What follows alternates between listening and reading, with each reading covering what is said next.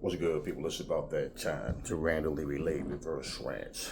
No hate. So I just watched the video.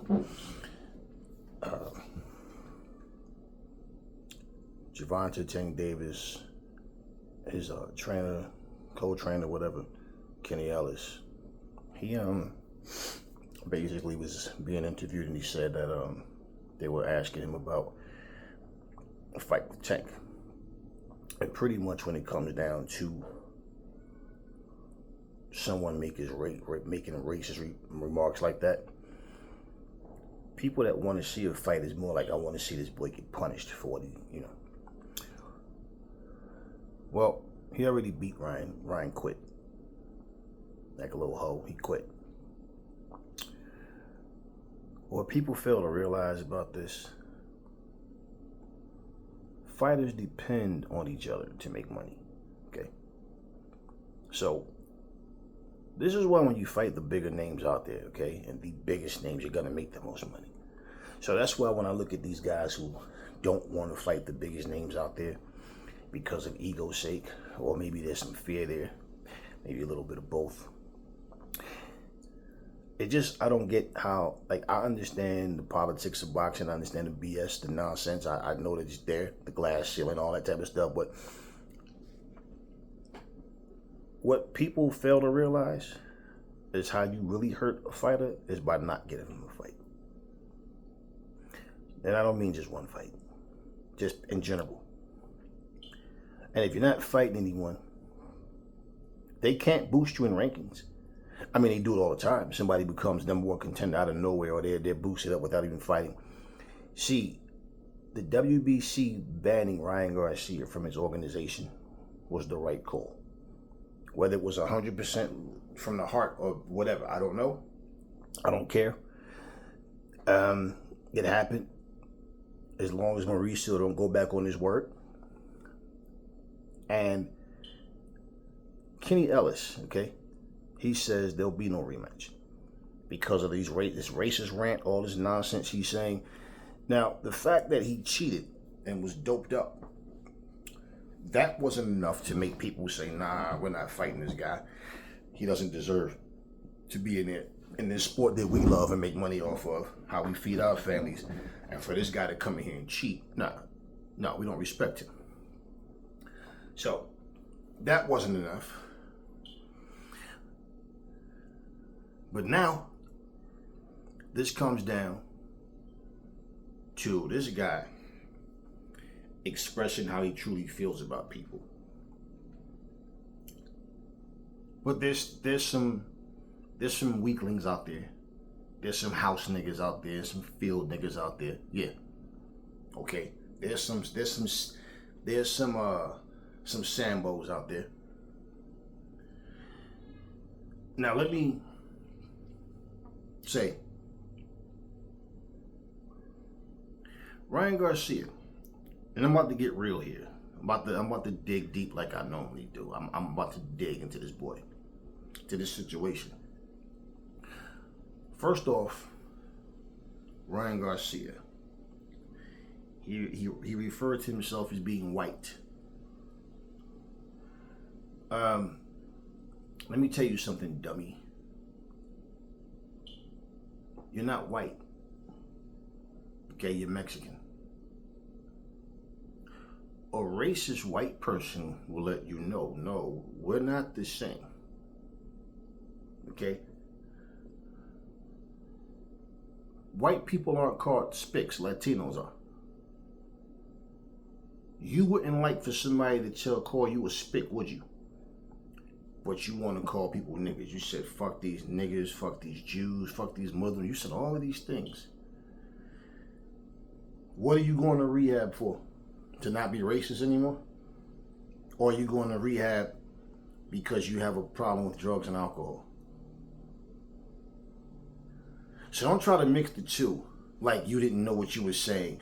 Even someone on the video had to ask that question. Maybe he didn't know what he was. Oh, okay, so here y'all again want to baby this 25-year-old grown man and treat him like, oh, he was just a baby. He doesn't know what he's talking about. He didn't mean it. Okay, so you said You're not taking back nothing you said. You meant what you said. And you soft anyway, and you're a liar because you already made a fake ass apology to the WBC. What are you apologizing to them for? You didn't call Mauricio Suleiman a nigga. You wasn't talking to none of them. No, you just didn't want to lose your spot. Yeah, you felt like, I guess maybe because Mauricio Suleiman is Mexican, you thought that you was good with him. See, the racist Mexicans that surround you don't give a shit about you. You think they do. But racist people are actually stupid. If they wasn't racist, they'd probably care about you more. Do you understand me? So this racist shit that you was taught at home, yeah, you didn't grow up, all of a sudden you're just a loving person, all of a sudden I'm 25, now I'm racist. Someone lose their kid. They lose their son, their daughter, no matter how old they are. And we're not even talking about old age. We're talking about murder. You said you wish we could bring George Floyd to life so we can kill that nigga again, didn't you? That's what you said. You got people who lose loved ones and they never are the same again. They never get over it. And I have some piece of shit like you sit up and make stupid comments like that. Yet, you have people still making excuses for you. Black people. I heard, what's his name, Kid Austin's father, sit here and talk about, come on, man, Ryan Garcia ain't racist. Y'all know that. Come on, man, Ryan ain't racist, man. Right. Nah. See, all of this coonery, y'all hope that y'all can secure a fight with a bigger name. And all the controversy, no matter what he said, there's enough idiots out there that'll still support him. And you want to be one of the people to be able to get your lottery ticket for your son. He's not racist, but he says he's anti-black. He's down with the KKK, all this shit. Fuck these Muslims, fuck these Jews, fuck these niggas. I hate niggas. Yeah, he said all of these things. He said all of these things. Y'all treating it like he just told somebody to shut up. Like he just said to somebody politely, be quiet. I saw Sean Porter get interviewed. You know, Sean Porter, I feel like he's trying to be careful with his words. He don't want to hurt his brand. He don't want to, hurt his job as a broadcaster or whatever. Because he says something that made zero sense. And I'm looking at Sean Porter's face. I'm trying to read him as he's talking. And Sean Porter said, when he felt, the interviewer says, I'm pretty sure you had to felt offended when you heard that. No, I wasn't offended. Because I know Ryan Garcia. I know, I don't know him like that. But I know his heart. I know the kind of person he is. That he's not racist.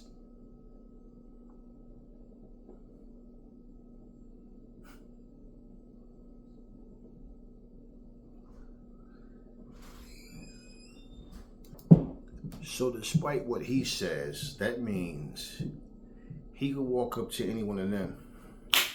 Stupid nigga. Ooh, Ryan, you don't really mean that.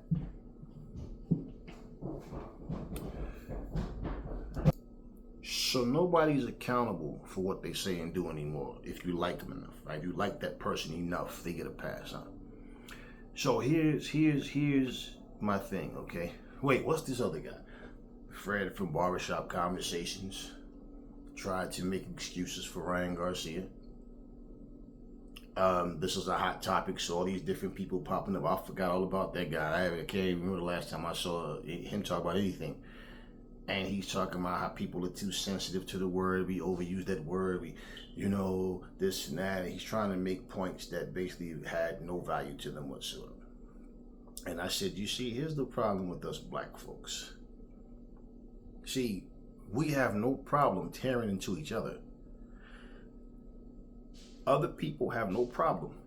And let me say, before I even say this, I'm referencing racist people. Biased, bigoted, racist ass people, okay? If you're not one of them, let it fly. If you're one of them, then I'm talking to you. Okay? Because let's not play stupid. You can't tell me you don't know what people are doing just because you're the same nationality as them. So, once again, like I'm saying, people have no problem coming on American soil, waving their flags in the air.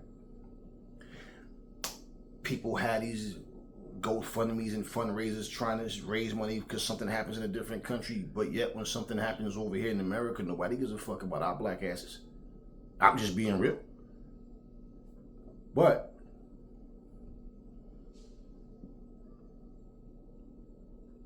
anytime I've got wind of somebody saying something inappropriate and disrespectful, I addressed it.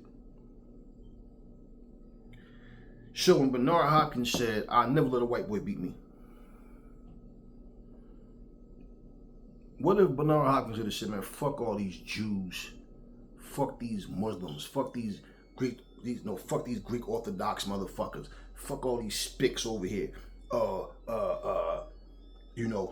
I'm anti-white. I'm anti, you know what I'm saying? Yeah, man, we should dig up some famous, not somebody famous just because they was, not because they did something in the country that was on a political side of things, but just somebody good. Let's just imagine him saying whatever. We should dig up some famous white person that everybody really loved for being a good person, so we can kill that cracker again." You think everybody would have been as calm? Do you think everybody would have been as calm?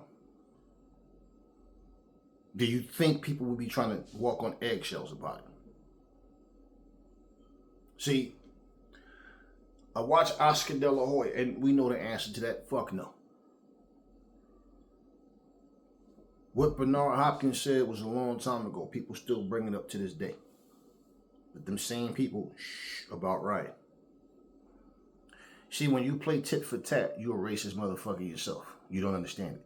That's why some things I don't get my hands dirty with. I stay out of it. When I know there's no solution. When I know nothing's going to change and nothing's going to change and you don't have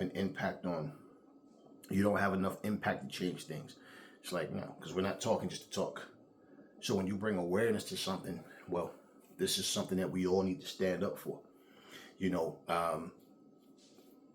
Everybody that I have love for that's of a different nationality, when we have conversations, we see certain things happen. It's just like we're all on the same page. There's nobody going, yeah, but I mean, it's okay because it's him. Or it's okay if it wasn't her, it was anybody else, but it's her. So it's okay. No. Wrong is wrong. Period. Okay? Oscar De La Hoya, he too tried to tread light. Even though the thumbnail says Oscar De La Hoya pulls no punches. Now he says, Golden Boy, they don't stand for racism. He talked to his partner Bernard Hopkins. Yeah. He talked in, they don't stand, but they didn't go off. I mean, Oscar De La Hoya did more talking about Floyd so-called being broke. His lavish lifestyle broke his pockets, and that was years ago, right? He talked more about other things that really had nothing to do with him. When you don't condone something, you don't condone it. You show disappointment. You show the emotion that you in. Why? Simply because when you don't condone something and then somebody that represents your company, ask any fucking company that have employees, especially if you wear uniforms and you out here cutting up doing a bunch of dumb shit and people see you like, wait, what is this person doing? Because you represent that company. So like when you Amazon Prime drivers pull up, and sometimes see these motherfuckers stand up there and you think that they have those electronic cigarettes, but then you smell, oh, this motherfucker's smoking weed while he's driving. Ain't this some shit? But weed smokers will go, oh man, weed don't do nothing to nobody. I know. To somebody is high enough to where they actually crash and don't have control like they think they did or something, then it's a problem then, right? If it just happened to be somebody you love with them or they hit somebody that you love, then all of a sudden now it's a problem. So bottom line is we should all stand up and put our foot down on nonsense. Well, the chances of that happening, that all of us do it, man, right? Problem with us, like I said, we go at each other so hard. But when somebody disrespects us, and if somebody wanna, you when I told you guys, like I said, when this fool was sitting here telling E.J. Smith he's a racist, and I said, no, Ryan's a racist. See, I understand this shit. And I know exactly what that is. Nothing he said to E.J. Smith had nothing to do with what E.J. Smith said. It wasn't in response to his questions. He never answered questions properly. Nothing. Everything was a deflection. So he's really describing himself, not E.J. Smith. Example: if somebody looks you and say, they could be smiling. You think you all that, don't you? The smile is the camouflage. That's the same person that's going to go back to somebody and say, yeah, I was talking to such and such. I'm like, yeah, you think you all that, don't you? Yeah. The smile is the camouflage, how they really feel about you. It's not because you think anything. It's because they look at you and that's how they feel about you. They think you're conceited or you're this or that. And listen, I'm not going to go backwards and dumb myself down for anybody. You guys see what you want to see. And then you have these people who want to play dumb. This guy sat here and said all of those things. He said all of those things. Yet people make excuses. Oh, he's going through some stuff. He's in a bad space right now. Okay? So being in a bad space translate into, okay, since I'm in a bad space, now I have to become a racist. And where was his buddies to say, yo, Ryan, you need to shut the fuck up? Like, seriously. Nah, they sit there and they agree with everything he says. And when people fail to speak up and say, listen, we don't condone this, like let me explain something to you. For you to have, especially a son or daughter or whoever, your loved one, they're on social media talking all of this nonsense. You've got on the social media as his dad before and addressed things. His mom spoke up about things before. Do you see the parents jumping on social media saying, look, that's our son. We did not raise him that way. We do not condone anything that's coming out of his mouth. And we definitely are not proud of that. Very disappointed in him. And I want to put this out here. He put this out to the world to make it known how he feels. And these things he's saying, we don't. Now, whatever they talk about off camera, what they talk about off camera. But where's that at? Where's all of the non-racist Mexican people at? Where's just the people in general that's so disgusted by somebody saying, I never let a white boy beat me, but this is perfectly okay. This is, he's going through something. Yeah, maybe Bernard Hopkins was going through something when he said what he said. Y'all had no problem talking about how when Bill Haney said, if he dies, he dies. One thing, that was a very ignorant, stupid comment, right? But then two, did it have anything to do with Ryan Garcia being Mexican? If Tank Davis was the opponent and Tank was doing the same type of shit and the question was asked, I believe Bill would have said the same exact thing. But at the end of the day, someone openly make racist remarks. See, hey, dumbass Ryan Garcia, you see, understand, you over here talking about supporting Trump and all this stupid shit. Trump don't respect you. He don't respect Floyd Mayweather. He don't respect none of these people. He respects money. So basically, when he see you or anybody, you're Mexican and you just happen to have millions, see, that spick is different from the rest of them. Yeah, see, he went and made something of himself. Oh, you see Floyd? Yeah, now he's different from the rest of those niggers. He went out and made something of himself. That's all he respects. He don't care about you. He don't care about you as a person. Dummy. What do you think the Trump wall was all about? Stupid. Huh? I'm going to clean up America. We got to keep the foreigners out. Blah, blah, blah, blah, blah. So who are you taking care of, Ryan? A bunch of rich people in your house? I doubt it.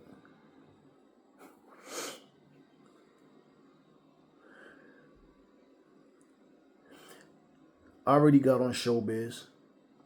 You see, I got on him in my last one of my last videos I made about this situation. You see what happens, man. These people are slaves. They're trained slaves. If none of you have ever done this, you know what I suggest you do? It'll be interesting. Go on YouTube and just put a search in that says real live conversation, real conversations with actual former slaves or something to that effect. And it will blow your mind, man. But it'll hurt your heart at the same time. And when I say it'll blow your mind, it's not entertaining. It's just when you look and think that human beings actually saw themselves this way. They didn't realize that they were suffering. Okay? And you listen to how these people were talking about how Master treated them, and Master said this, and Master used to tell me that, you know, I can't go out yonder. I gotta stay out there in the yard, and I used to sleep on the porch, and I couldn't sleep with the dogs because Master said if they ever have a crisis or something happening, you know, the dogs won't know whose side to choose. Stuff like that. So when you hear people talk about the field nigga, the house nigga, and the differences, right? The bottom line is what words attached to house and field. You just still a nigga to them. I don't care if you're rich, you just a rich nigga. If you don't have no money, you just a broke nigga.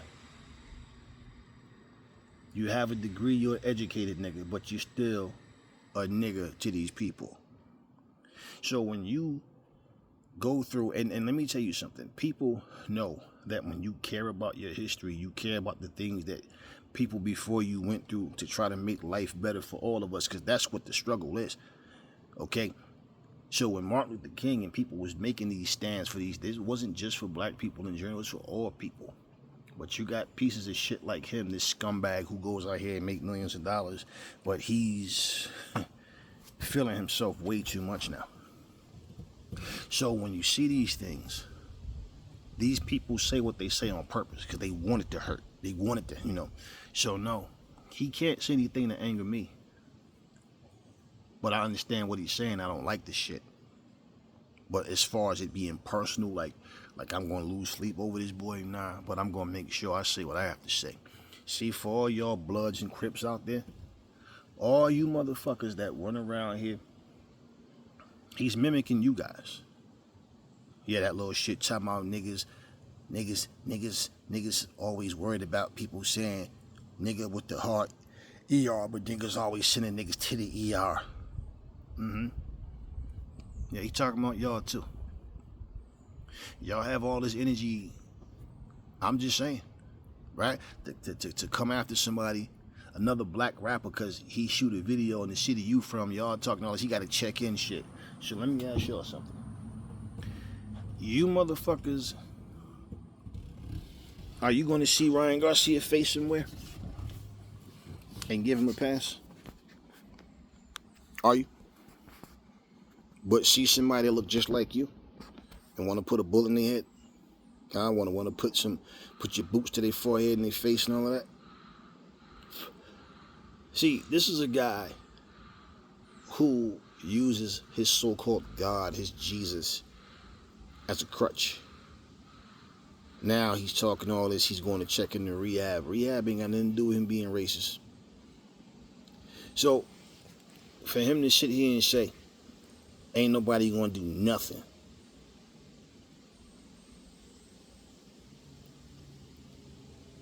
Y'all don't have problems going to fight, starting trouble. Y'all don't have problems going to fights and something pop off because somebody around you cheering for a particular fight and you cheering for the other. But here's somebody who completely disrespected you. You see, when Kenny Ellis said what he said, he's right. He's talking about you. He's talking about your daughters, your moms, everybody. Yeah, fuck the nigga. I hate niggas. This is him saying all of this shit.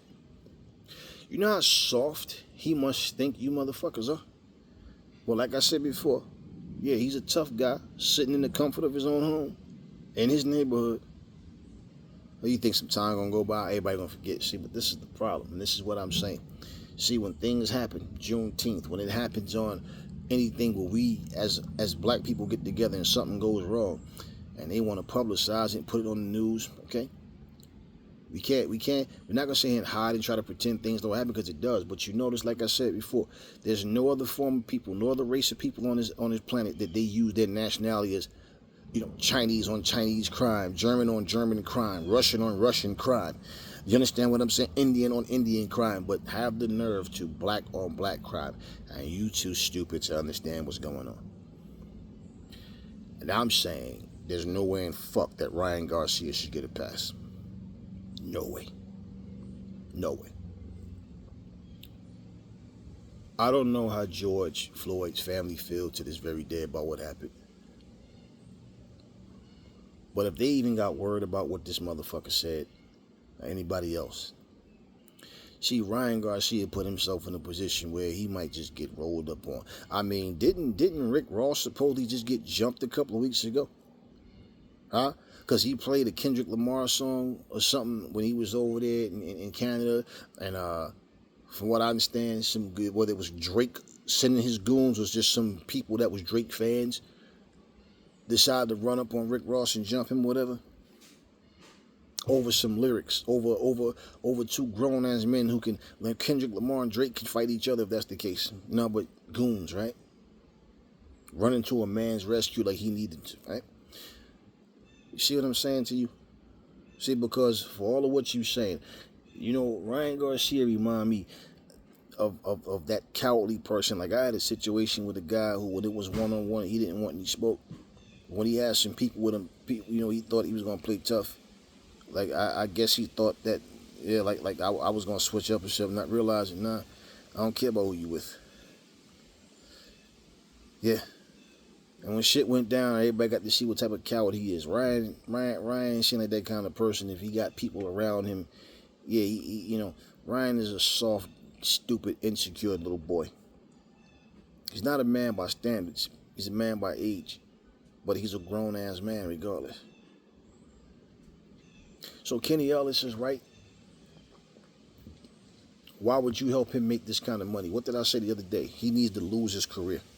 He don't need to be a millionaire. He don't need, whatever he has, he need to struggle on his own to get it. He need to lose it all and have to hit rock bottom and start all over and never ever be able to regain what he lost. The dude is trash.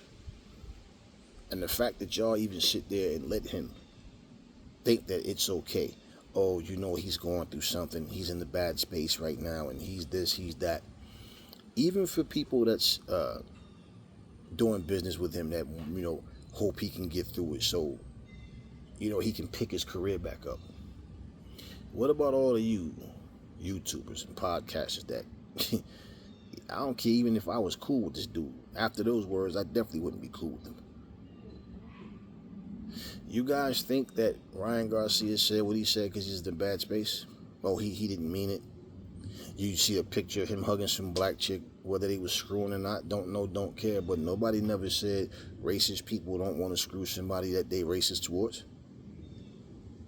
Who knows? He probably was in there hitting it, calling every kind of nigga, slapping it, yeah, throw that big black nigga ass on it. He probably was saying and doing all that. Who knows? Who cares? That don't mean nothing. You see, the picture I chose for the thumbnail was for a reason. That was at Tank Davis' last fight. You see, because he's a backstabber and he's deceiving as well. The front of his shirt says, Tank Davis #1 fan. The back of his shirt says, rematch me, bitch. That's the kind of person he is. That very shirt embodies Ryan Garcia. His character, his personality. It embodies who he is.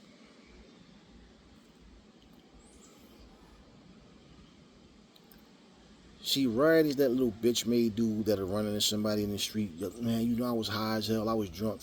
I ain't know what I was saying. Like, what I'm saying? This and that. I got love for everybody.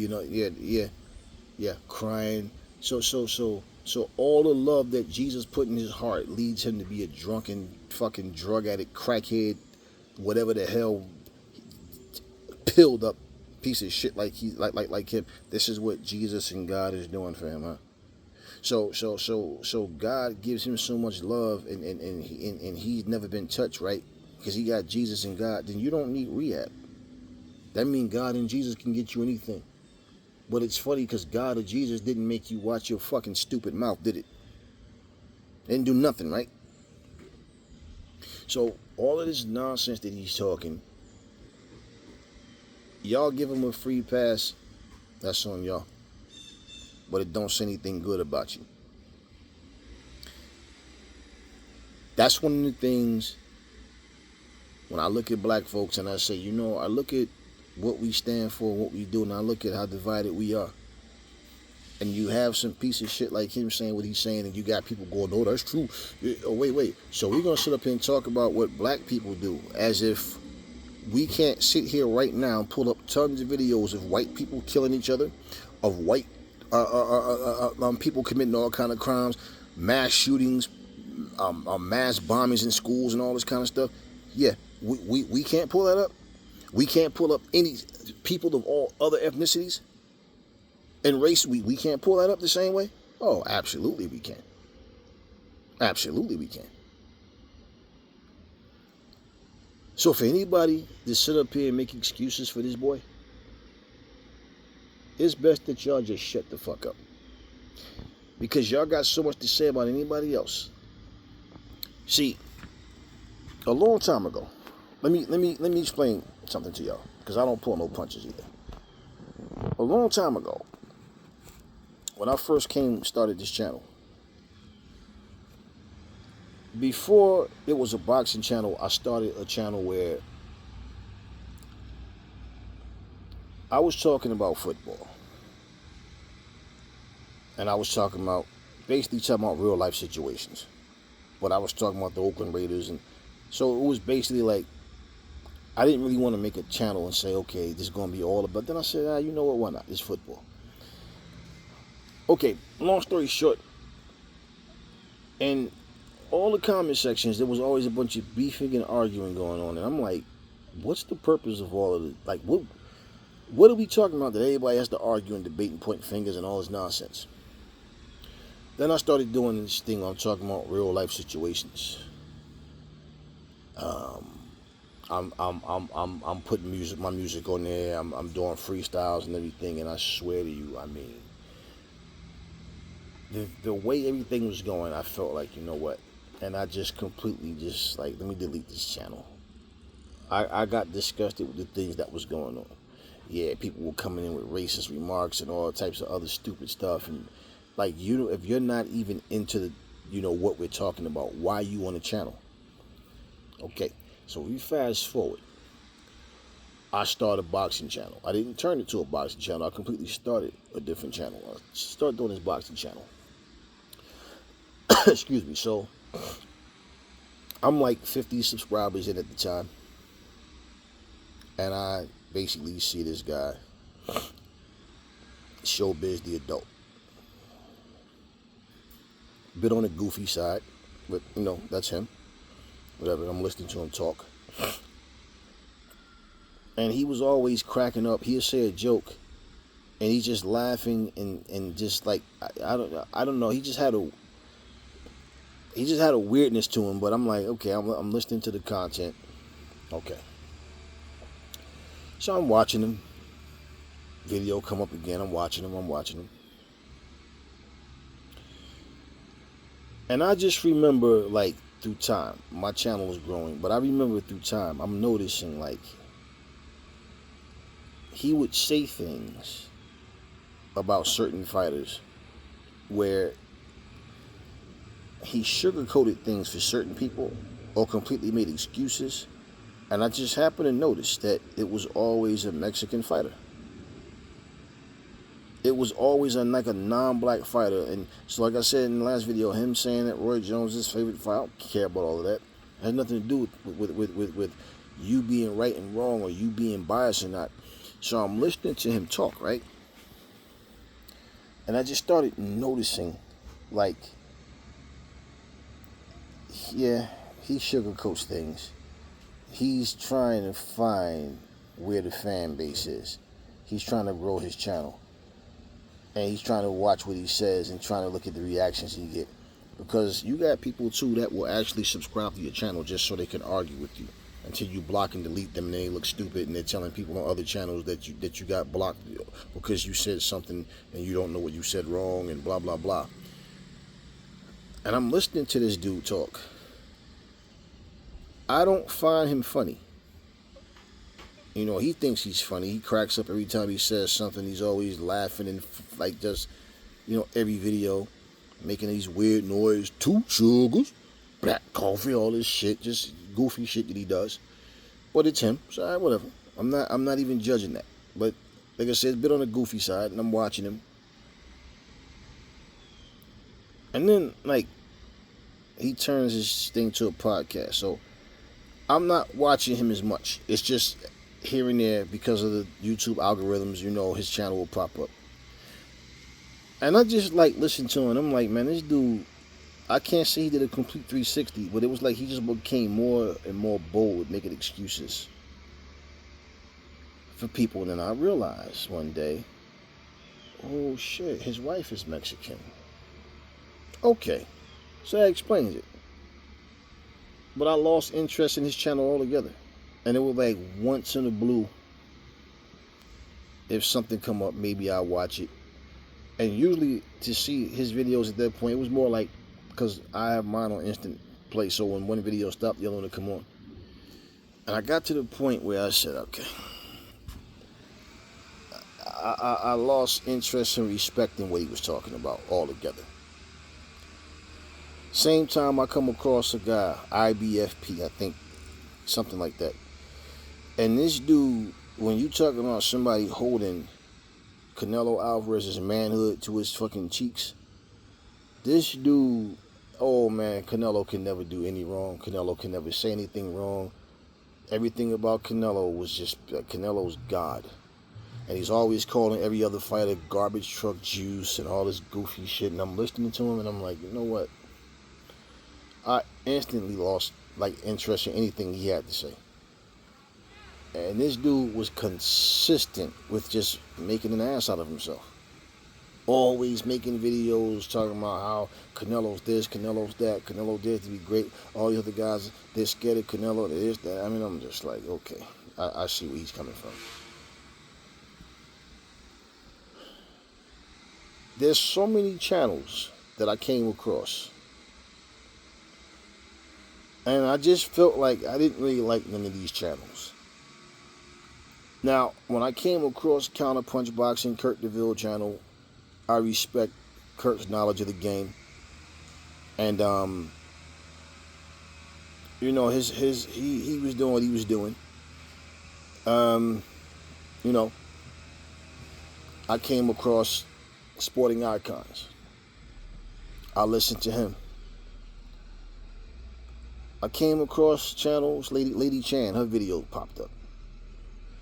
And I'm like, okay. So, there was 2 other channels. Brother Nocturnal Thoughts. And it's another guy. But bottom line, it wasn't a whole lot of people is what I'm saying. And then little by little, I noticed, like, I just see less of people. A lot of times I'm not on here. Busy, not really putting videos up, and then next thing you know, you see certain things. Now, let me make this perfectly clear. I don't have to agree with something a person says. It doesn't, or it's not even so. Even if I don't have to agree with you. That's not gonna make me lose interest in your channel. We can see things differently. Okay, but I'm not coming on people's channels to argue with them and tell them they're wrong or whatever, right?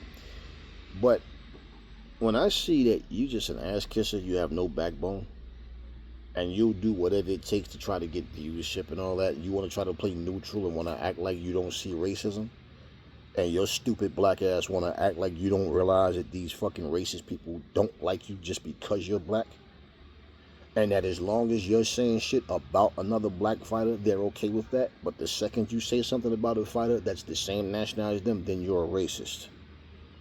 Yet, I've never in my life called Savannah Marshall a white bitch or nothing like that. I never referred to no other female or no fighter, male, female, whatever, out of their name as far as like their nationality. Yeah, how many countless times have I read comments and heard somebody refer to Clarissa Shields as a black bitch, a arrogant, big mouth black bitch, and then your own black people cheering for her to lose? Stupid motherfuckers. Stupid motherfuckers. And y'all don't understand what's going on right in front of your face, but yet y'all make excuses for Ryan Garcia. I've heard Ann Wolf say she sparred women, she beat up on men, and she ain't worried about no man. She can hold her own against anybody. I've heard so many female fighters talk that shit about beating up men and fighting men, but they get praised for it. It gets ignored. Clarissa had that same energy, and black people have a problem with Clarissa. Yet, let me tell you guys something. Let me put a picture in your head. When I look at a fighter, I look at what they do and I respect the talent. I don't have to respect shit or appreciate shit. I choose to because that's just, I'm a fair man and that's what I stand on. I'm nobody's fan. Well, let me explain something to you. If you're a Mexican and there's a Mexican fighter and he's fighting a Japanese fighter, do you think that the Japanese people is cheering for that Mexican guy to win? If you're an Indian fighter and you're fighting against a Russian fighter, you think the Russians want you to win? No different with us.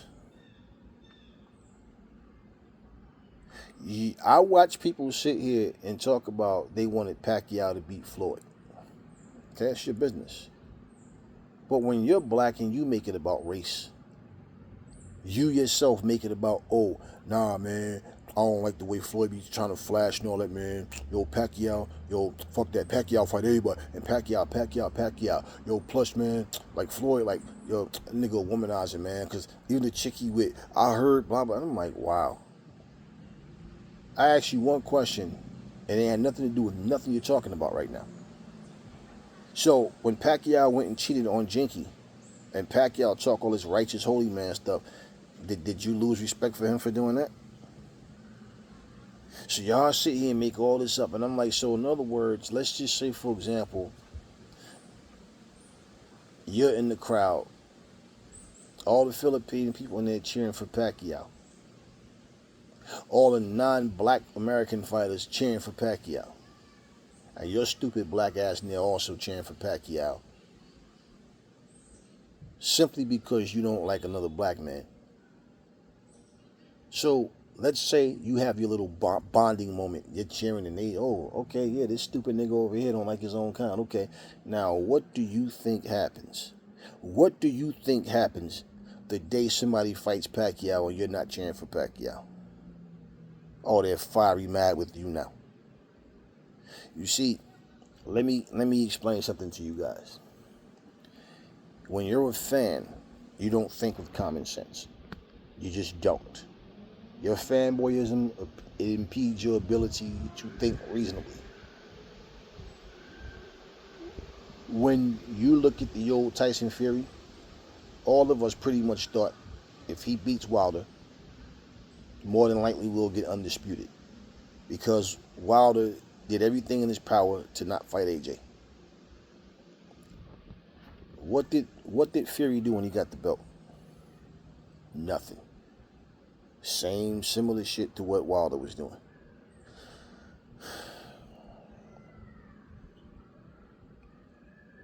People said, oh man, you selling out sticking up for that cracker. What? I know you ain't talking to me, motherfucker.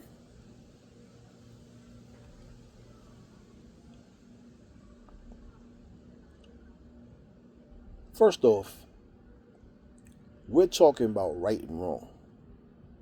I'm looking at the facts. The facts was Wilder had no evidence.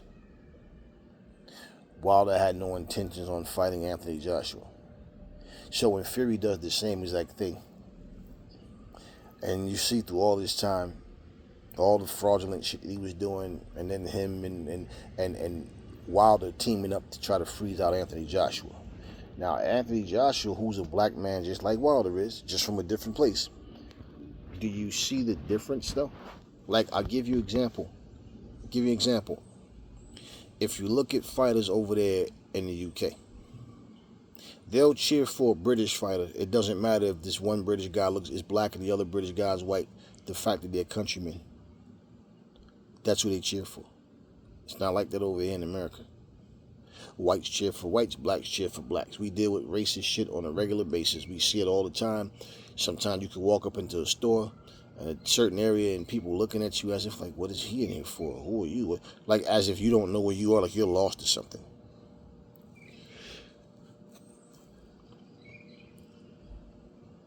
People want to call you racist when you stand up and speak up for someone that's your nationality. But when you don't care, for example, I had black people saying, I'm selling out for Fury. I don't give a shit about no fucking Tyson Fury. I'm talking about the truth. You are the ones in your feelings taking up for Wilder. And when Wilder ends up saying, I'm going to go to my grave knowing in my heart what this man did, but it's hard to convince people when you don't have no proof. Yeah, bingo. That word right there, that part. You said you had proof.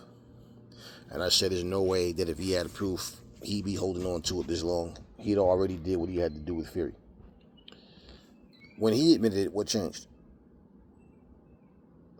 And instead of people understanding the knowledge and looking at common sense and what's real, no, they want to try to prove you wrong. They just can't wait to have that day where something happens and they can just finally say that they outsmarted you in something. Stupid stuff like that. Hey, look. To everybody, racism shouldn't be tolerated. To black people in general, you keep settling for less, you keep stepping aside, giving everybody a free pass. You know one thing I learned about us black folks, we can't have shit together, can we? Can we?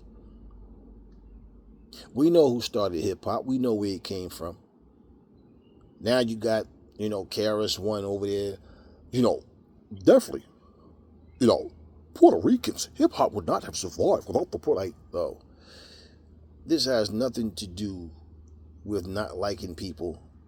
And it should have nothing to do with you trying to kiss somebody's ass in order to, get their good graces. But first of all, I have several Puerto Rican friends that back me on that. That Puerto Ricans had nothing to do with building hip-hop. Being a part of it is not the same as contributing to it. Like example, right? They're doing construction on a house over there, right? Now, if I sit here every day and watch them build this house, did I have anything to do with the process, the building process? I can sit here and say I watched them do it. They can acknowledge it. Yeah. Yep, Aries Saw is building his house. So now when that house is built, I'm going to tell everybody, yeah, man, I took part in it too because I watched. No, I didn't participate in them building that house. I just see them building the house. Okay? So that would be like, imagine, that'd be like me doing a salsa dance, and then making some music video, dancing salsa style, and then make some music, and then say, I created a whole brand new style of Latin music. And, I did this and I contributed to the, no, okay. I didn't have anything with the beginning. I didn't make anything new. I just did something, and, basically not being Latino and being able to do the dances and make music and all that kind of stuff. Yeah, okay, great. Yeah. You think that when you look back, how you watch those old movies, Jim Kelly movies and all that, you could see these motherfuckers, like not Jim Kelly himself, but like a lot of the other actors in the movies didn't know no damn karate. Like you could just see they were just trying to do their best to mimic what they thought was karate. Okay.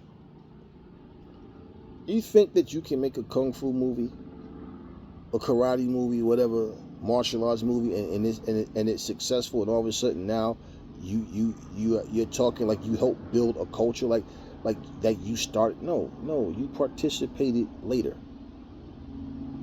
Okay, Once again, if you sat here right now and said, yo, give me your top 10 greatest martial artists of all time, you never hear Jim Kelly, Rod Van Cleef, you never hear Billy Blanks, you never hear these guys' names come up.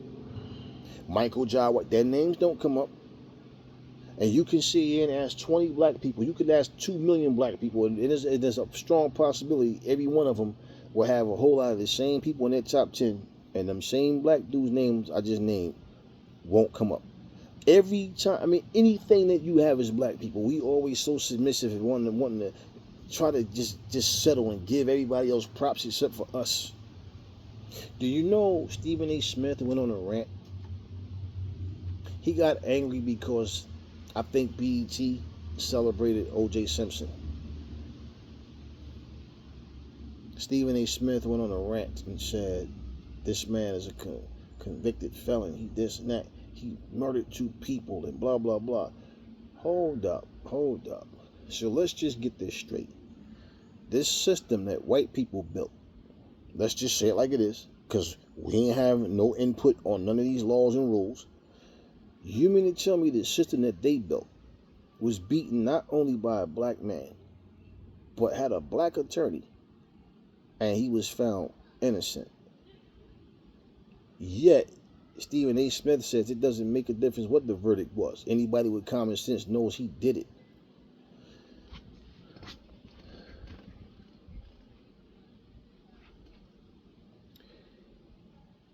He had some words about Ryan Garcia also. But you see what I'm saying to you? He went out of his way to make sure he said what he said about OJ. That's one interview he could have just skipped. So if OJ would have been seen as guilty, see, justice was served. He wasn't seen as guilty, but justice wasn't served. Why? Because no, he did it. Nobody can prove anything. Like I said, OJ, with his stupid ass gonna go make a video talking about I didn't do it, but if I would have done it, this is how I would have done it. And it was like, oh, you are a stupid person, man. You just sat here and made yourself a bigger target than you already are. See, for all of these things that we understood that was going on, like I said, we're not there to know all of these things. Like I can't tell you I was there to see what he did and didn't do. But if you look at the situation for what it is, okay, a guy like Stephen A. Smith, he's like the male version of Oprah and Gayle King. Now, Stephen A. Smith's ego will make him argue with just about anyone because he thinks he knows everything. He has the answers for everything and everybody. But he does his share of buck dancing and he knows it. He knows it. And the fact of the matter is, for him to come out his mouth and then talk about he's upset and disappointed with BET for even saluting this guy. This guy's a murderer and all this and that. And okay, there's a whole lot of shit that this dude don't talk about purposely. Why? Because if he start pissing off people with a different skin color, then his job could be at stake. See, Shannon Sharp, we had to get on him. Because Shannon Sharp sat there. Remember Skip told him, put your glasses back on. And he didn't do shit. But he wanted to fight Mike Epps. And let's just make this clear. Who was Skip Bayless arguing with Shannon Sharp about and taking sides for and got offended for? Somebody that was white just like him. You understand what I'm saying? Now, when we were talking about Conor McGregor and Floyd, he sat there, he bashed Floyd, he said all this shit about Floyd. Shannon Sharp sat there and said, I can't stand him in real life. Outside the ring, I can't stand him. But, you know what I'm saying, but inside that ring, I'm just like, wow. So, you see my point? He had to put that little part in, I can't stand him, because he knows that there's two audiences. There's people that like Floyd and people that hate Floyd. So him talking about what Floyd gonna do and this and that, and Floyd's gonna beat McGregor and all. But you see my point? I can't stand him. That's what he said. Okay? So you never heard him say he can't stand Conor McGregor, Mike Perry, people like that. No, you never heard him say anything like that. You never heard him say anything about someone who made racist remarks or clearly violated and just did really stupid things. Like one of the things I said, and I want to say this to you guys because I want you guys to pay attention to frauds. Okay. For you guys that's aware, there was a basketball player, a female basketball player. Her name is Liz Cambage. Okay, Elizabeth Cambage, but everybody calls her Liz. Okay, for short. Liz Cambage, 6'8", real tall, from Australia. Now, it was said that in her basketball days that she was making racist remarks to a Nigerian team and that she was a troublemaker and she was difficult to work with. Like, she, played for the Chinese league. She played for different female basketball leagues, okay? And she was, they said a lot of things about her. Now, I don't know what's true and what's not true, okay? But what I will say, okay, and this is the focus. She decided that she was going to not play basketball anymore. Now, the WNBA, they pay their female players $40,000 a year. Okay, it's not getting watched a lot. They try to fool you, try to make you think that the WNBA is popping, and it's not. We see these little tiny gyms that they play in, they can barely even fill those out. Listen, Stephen A. Smith said she destroyed her career. Several people in the game said she destroyed her career. Why would you trade that in for some OnlyFans and this and this? Now, Liz Cambage says OnlyFans pay her more than the WNBA did. So, pretty much, I guess she couldn't do both. It's like if you're gonna play in the WNBA, you can't play here. You can't. You're gonna play in the WNBA, you can't have an OnlyFans doing what you're doing. Okay. So they calling her a whore. She's a slut. She's shaking ass for money, for money, shaking ass for cash. Stephen A. Smith had a whole lot to say. Now, when you look at Liz Cambage, she just looks like a light-skinned black woman. Now, I don't know what she's mixed with and all that or whatever. Don't care. But here's where the hypocrisy comes in. You guys are slaying her because she has an OnlyFans, but yet y'all all watch porn. Yeah, I mean, because only Trump that I care about is Tiana Trump. Yeah, we know who she is. Yeah. But y'all watch porn. So, my point is, why is what Liz Cambage is doing such a bother to you? But you watch actual porn. She's not doing porn on her OnlyFans. If she wasn't a basketball player first, and the first time you saw her was her doing that, then it'd be okay. Somehow, she's ruining her basketball career. What she's doing, what she wanted to do. Now, if you think what she's doing is morally wrong, and this is where I can't see this at all. If you think what she's doing is morally wrong, then that means you wouldn't be sitting there watching porn. Make that make sense. You watch people get gangbanged and do all types of buy scenes, people using machines and all kinds of. You watch all of that kind of shit. That's somebody's wife, somebody's daughter, somebody's sister, somebody's brother. These people are. So why is it such a cardinal sin for Liz Cambage? Wrong is wrong. So if you think that what she's doing is morally wrong, how do you think it's okay when you're watching somebody get gangbanged and all of that? Yeah. See, this is what I mean about people say things, but it makes no sense. Now, she's Australian, and like I said, I don't know what she's mixed with, but like I said, when you look at it, she's just like a light-skinned black woman. But when you look at her, one of the things I'm saying, I noticed, like, it's just something about a lot of these people. Like Stephen A. Smith is one of them, but it's just something about these people, man, that they have it in them to. They're scared to say things about people of different ethnicities that they feel is powerful enough that can get them canned from where they work, can do some harm to them. But it's like Stephen A. Smith is talking to Faison Love. Who else was it? It's Faison Love and somebody else. And he talking about, just so y'all know, I am not scared. And it's hard to not let this side of me come out. I'm like, bro, you Steven, your ass can't fight. Stop. And why are you even sitting here talking about, you see what I'm saying? Ain't nobody scared. Like, who said you had to be scared, right? Combative. See, they're black, I'm black. Yeah, I gotta go tit for tat with them. But the same way, then you hear about, oh, I saw a story about that Max Kellerman try to get Stephen A. fired and all this kind of stuff. Now, let me explain this to you guys, man. Stephen A. Smith thinks that when it comes to basketball, boxing, brain surgery, the removal of fucking bunions, gardening, he just wants to be a renaissance man. He knows everything. Now, is one thing I can say, and this is just straight up, okay? Stephen A. Smith talk about basketball. All he does is talk really loud and arrogant, and he tries to make himself sound he thinks that he knows everything. He tells Max Kellerman when it comes to basketball, this is my house, you stick with the boxing. But if you listen to them talk, even when it comes to boxing, nobody can tell Stephen A. Smith anything. He knows everything, right? So hold up.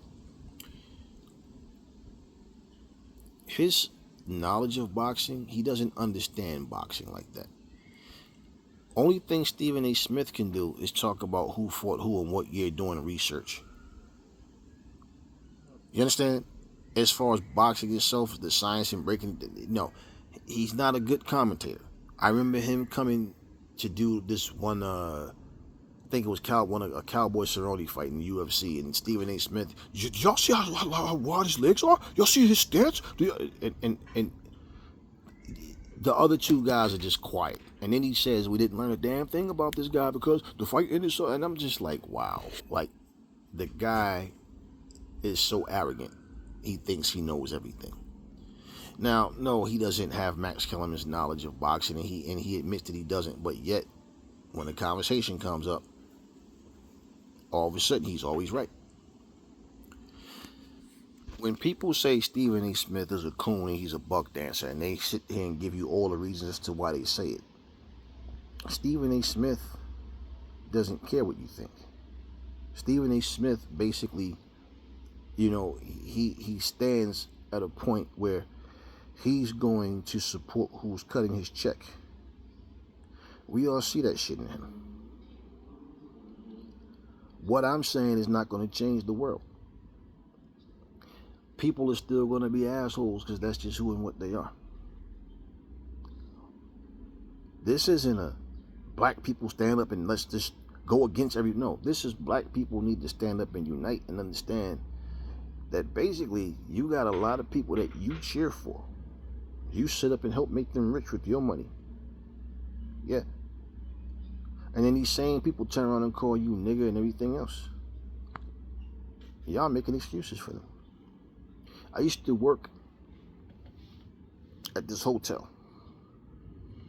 And I remember one of the workers, I'm in there inspecting one of the rooms, and she was just talking to me and stuff. And then we were getting ready to leave. And so we're just waiting for them to say that the house was cleared. And she's telling me now, she has a baby. This is a white woman. She has a baby with a black guy. And it was a woman that worked there, and she was telling me I don't really talk to her anymore right now. Today, I don't know, she's mad at me, and for whatever reason. And she basically comes down to say that the woman got mad at her and told her, well, why don't you and your nigger baby stay the fuck off my property? Don't come over here asking for anything anymore. This and this and this and that. And then through all of that, I'm like, so let me ask you a question. I said, I don't know why you decided to tell me this, but you said that's your daughter's godmother. Yeah, okay, and that's your actual daughter. You even if you adopted her, right? You're supposed to still love that child. You adopted her, right? Oh yeah, I said okay. She told you to keep you and your nigger baby off her property. Stop coming in. I'm asking for rides and stuff, and you don't have a problem with what she said. Oh well, no, I don't like what she said, but I told her that wasn't nice, But no. You made this the godmother of your baby that she referred to as a nigger baby. She disrespected you And so what you're trying to do is talk to me to vent a little bit. But bottom line, if she walked over here right now and just started talking to you, you would act like everything is normal. Well, I mean, well, I told her I don't like what she said, but like I don't like hate her or anything. And I'm like, so let me ask you something. What is it that she could do or say to you that would make you tell her to like not come around you? And this woman said, I mean, it's not like, I mean, if she tried to kill my baby, if she killed her or something like that, then, then I'd be pretty pissed. And I'm just looking at her like, and I'm like, wow. I said, you know what? Anyway, let me go down here and make sure everybody's okay because we're getting ready to leave. And I just got away from that.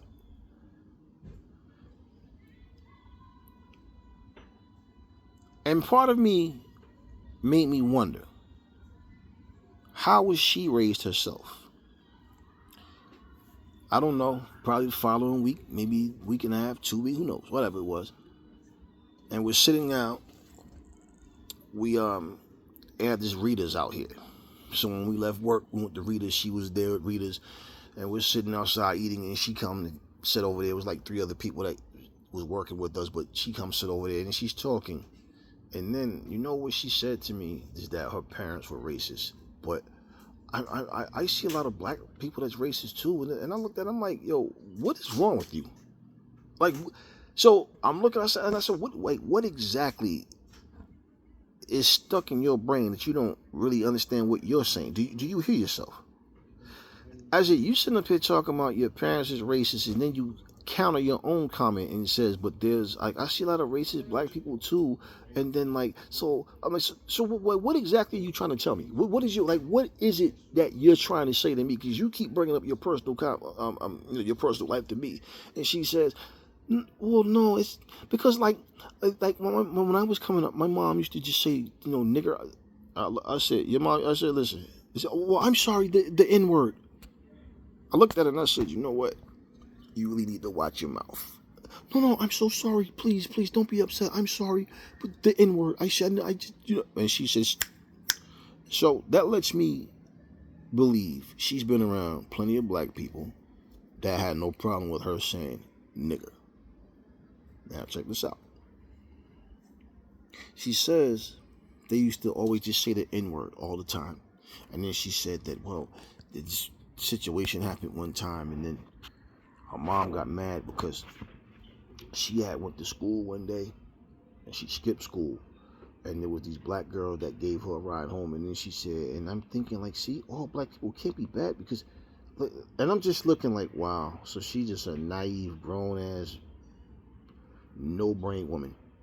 So a long story short, she ends up talking about how these black girls are looking out for her. She used to go to the club with them and stuff, right?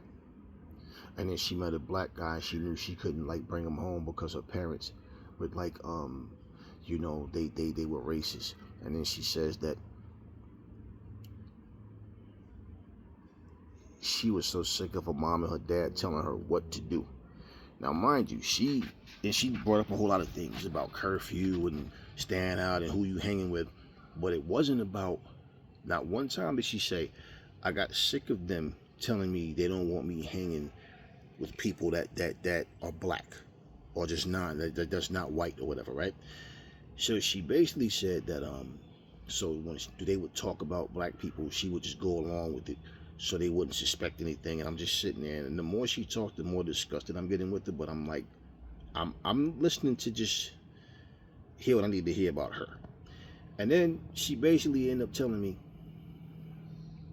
the black guy she met, they were all out clubbing, and she got so drunk she didn't remember what happened. So basically they went home, and the first time that they screwed, she got pregnant, but they continued to date.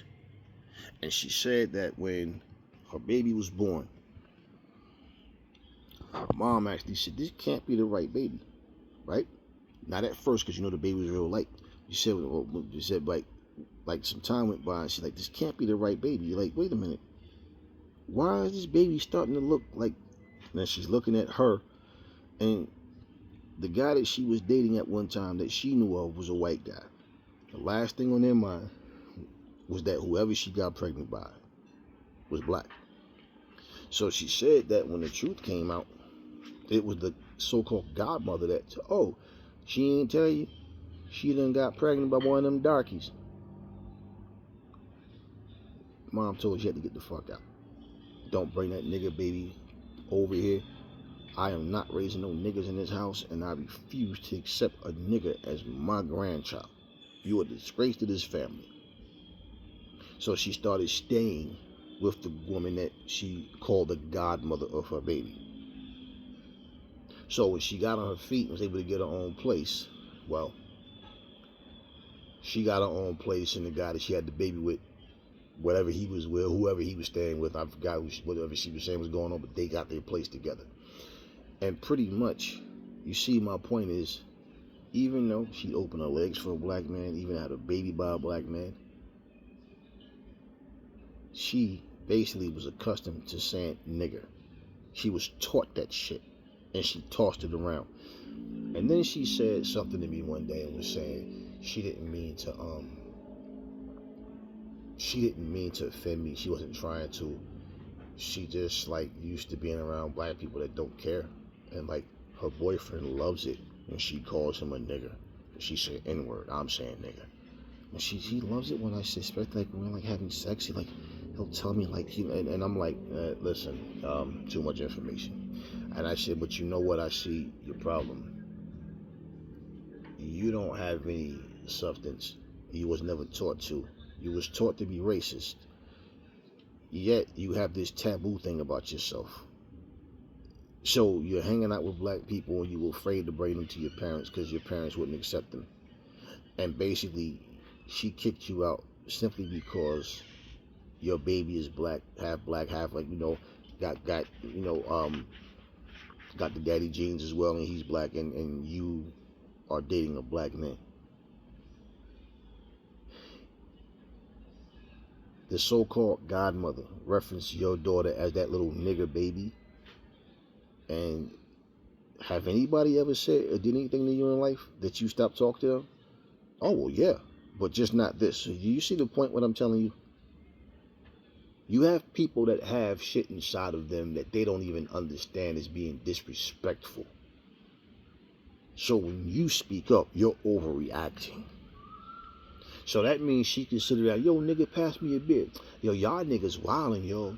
Yo, that's my niggas right there. Oh, so when you are around a black man or black woman that will smack the taste out your mouth, or let you know, plain and simple, watch your mouth around me. I don't ever want it, right? Now all of a sudden, they don't understand why people get so sensitive. I mean, why? Okay. So for anybody that's out there that think it's okay, let me just say, if you're white, and your black friends or whoever, associates or whoever, Latinos or everybody walking to you, hey, what's up, cracker? Hey, yo, cracker, come here. Yo, that's my cracker right there. I love that cracker. Hey, yo, cracker, check it. You wouldn't like that shit, now would you? If you Chinese, you wouldn't like somebody, hey, yo, that chink right there, that is my chink, yo. Yo, I love that chink, yo. Yo, we about to watch that big chink name, what's his name, Zilly? Yeah, you wouldn't like that shit. You wouldn't like that. If you were Guyanese Indian, you wouldn't like somebody, yo, that coolie right there? Yeah, yeah, yo, that's my coolie, bro. See, you have people that don't care about certain things, so they just go with whatever. And then you have people that put their foot down. But we're the angry black people. We're the one. No, I don't care what y'all think with that nonsense. Watch your fucking mouth. It's as simple as that. You know what that word nigga means. You know why it was labeled upon black people. Yet you don't see anything wrong with using it. Like Ryan Garcia said, he's never been touched. That's his problem. And he need to get blessed. He keep talking about he got God and Jesus with him. He need to get blessed. You better remember, God ain't nothing but dog spelled backwards. And somebody need to sick the dogs on you. You sitting around here being able to make big $1 million money fights. You sitting around here in your little mansion and bragging about how much money you got. Yet y'all talk about Floyd always this and this and that. How many times did Ryan Garcia say, I'm rich, I'm a millionaire, I got money, you know what I'm saying? I got this, I ain't work. Same mentality. Same mentality. Yeah. But it's okay for some reason. And I'm going to tell you guys something. Anytime you accept the fact that you did something wrong, but you don't want to look at it wrong, yeah, I did it, but so what? How you gonna say I'm not the only person? It's always pointing the finger at someone else. See, here's the problem with you motherfuckers, though. For one, you had no home training, and then two, you're in a position where you feel like you're protected, and that's why you talk so much shit. I saw the picture of your boy laying there with your little daughter, right? How would you like for somebody to treat your daughter that way? Huh? Yeah, how would you like for a bunch of black dudes to sit there and gangbang your daughter and be sitting there talking about, yeah, you little spick, you like this big black nigga dicks, right? How would you like that? You wouldn't. Yeah, you little spick, this little hoe, passing around it to all this, but you wouldn't like that, would you? I know you wouldn't. Let me tell you something, too. You see, when you train people and teach them and you program them to be hateful and evil and all this shit, and a person grow up talking about God and Jesus like that makes them the opposite. Not only are they delusional, but you're going to put them in a position where it's not healthy for them mentally. And before they get to figure it out, their brains might be splattered all over the sidewalk somewhere because they wasn't brought up right. Now you sitting there with your daughter laying on your chest like you know. So if you love and care about your daughter, is that what you teach her? Huh? Is that what you teach your daughter?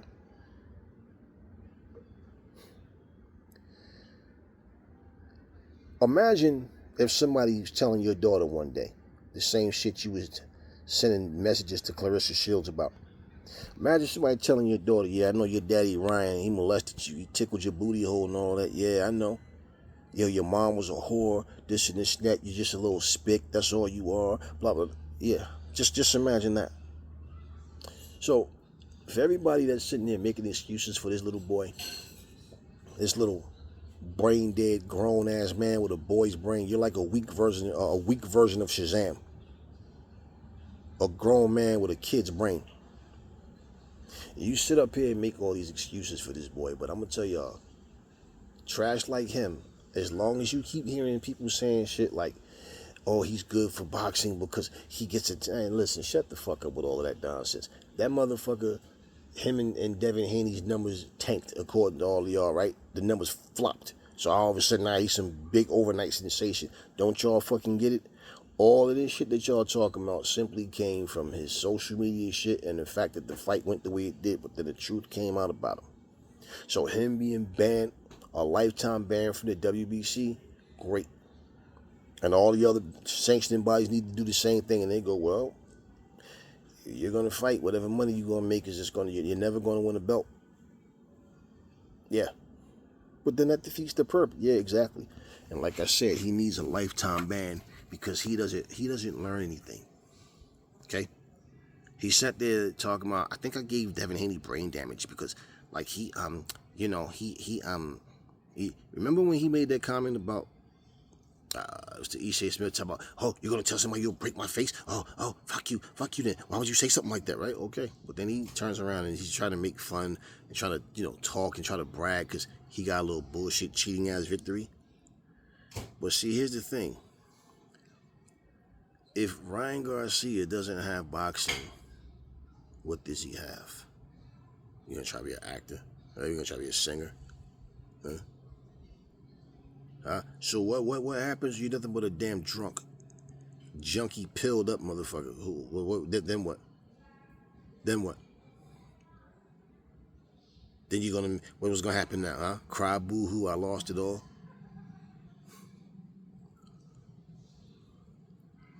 You don't like niggas, but you want to use a nigga named Tank Davis for a rematch, right? To try to make some big money with a nigga. And your coon monkey Sambo ass go over there and put on your shirt, Tank Davis' biggest fan. Then on the back it says, rematch me, bitch. Right? Anything to try to get ahead, man. Talk about opportunists. You're no different from that slave master that sit there and rape the slaves. You hate they black asses, but guess what? I'm watching that ass jiggle while she walking. I gotta get some of that nigga ass. Yeah, that's you. That's you. Pure trash. So he fucked up the Tank Davis rematch. You know, no telling what happens from here. But yeah, Ryan needs to lose it all. He doesn't deserve any of this shit. He's trash. And let me explain something to you about fighting, about anything. Anytime you share the ring with someone, and this is why I said, you know, shit talking and the wrong mentality will get you to a point where it can cause bad blood. But if you made $40 million, you couldn't do it without that dance partner. You couldn't do it without the fans. That man told y'all to suck his dick. That man told y'all fuck y'all, this and that and all that. And he pretty much sit there and don't understand. Every fight that you have that led up to your very last fight, well, they were your dance partners. And when those millions start to come in, without them, you couldn't do it. And this is why I look at fighting in general. Like, you guys love to try to bash each other and shit on each other and try to make it seem like nobody's on your level except for you. But when you get to the point where you start talking about fucking people's wives and all this, you talk about how you hate people, you hate Muslims, you hate Jews, you hate niggas, you anti-black, you pro-Trump, you pro-KKK, all this shit. You wish you could bring George Floyd back to life so I could kill this nigga again and all. I mean, you know, he was trying to be. He wanted those words to hurt people. That was he wanted. He know. So like for a fact, right? He lied and said his mom had cancer. Then he told Clarissa Shields in the text that she doesn't have cancer. So basically, it would be funny, right, if everybody start, you know, making messages and videos about his mother dying of cancer or something and making fun of her, saying, "I hope that bitch die," right? That would be real classy, right? That would be a nice thing for people to do, right? And you see with him, he's a keyboard warrior. Talks real tough from behind his little fucking computer and talking all of this bullshit and always wanted to have a physical advantage over his opponents and all that. He doesn't deserve to make this money. And any other fighter out there that's desperate that might go, hey man, after this little, you know, 1 year suspension or whatever, maybe me and Ryan could shit, you know, fighting, hey, I'll get a big paycheck. So there'll always be some type of contender out there, but no, he doesn't deserve this lifestyle. He doesn't deserve it. He'd rather just go get high, drunk, and drug the fuck up. He's not smart. He's not a sharp businessman. He's not a businessman at all. He's stupid. He's a dumb dude that basically doesn't even understand how to shut his mouth. So for this boy, he put himself in this position. But for all of y'all that's running around here jumping people and getting mad at other black people simply because they from a different part of town, y'all jump on this bullshit called Clubhouse or whatever, all this other shit y'all arguing about. Who is a real nigga, who's a real gangbanger. See, they use people like y'all as examples and say, this is how we all are. But if y'all be like, man, fuck that nigga Ryan, fuck that bitch ass. No, you can't. You know why? She like, I remember, you know, before I even say that, because for one, everything that come out your mouth is always about somebody offending you, right? Well, if you're not offended by what he said, then you're just as stupid as he's saying. Just like I said, that white woman that had Henry Emmett Till killed, died of old age. Nobody touched her. Just saying. So now when y'all jumping on each other and doing these things, all these racist people looking at you like, oh, see what I mean? And let me clear this up. Regardless to what people are doing to each other, are you stupid idiots trying to imply that, oh, so since a black man kills another black man, he has no right to not accept racism? Oh, you killed another black man, so why can't I say nigger? That has nothing to do with nothing.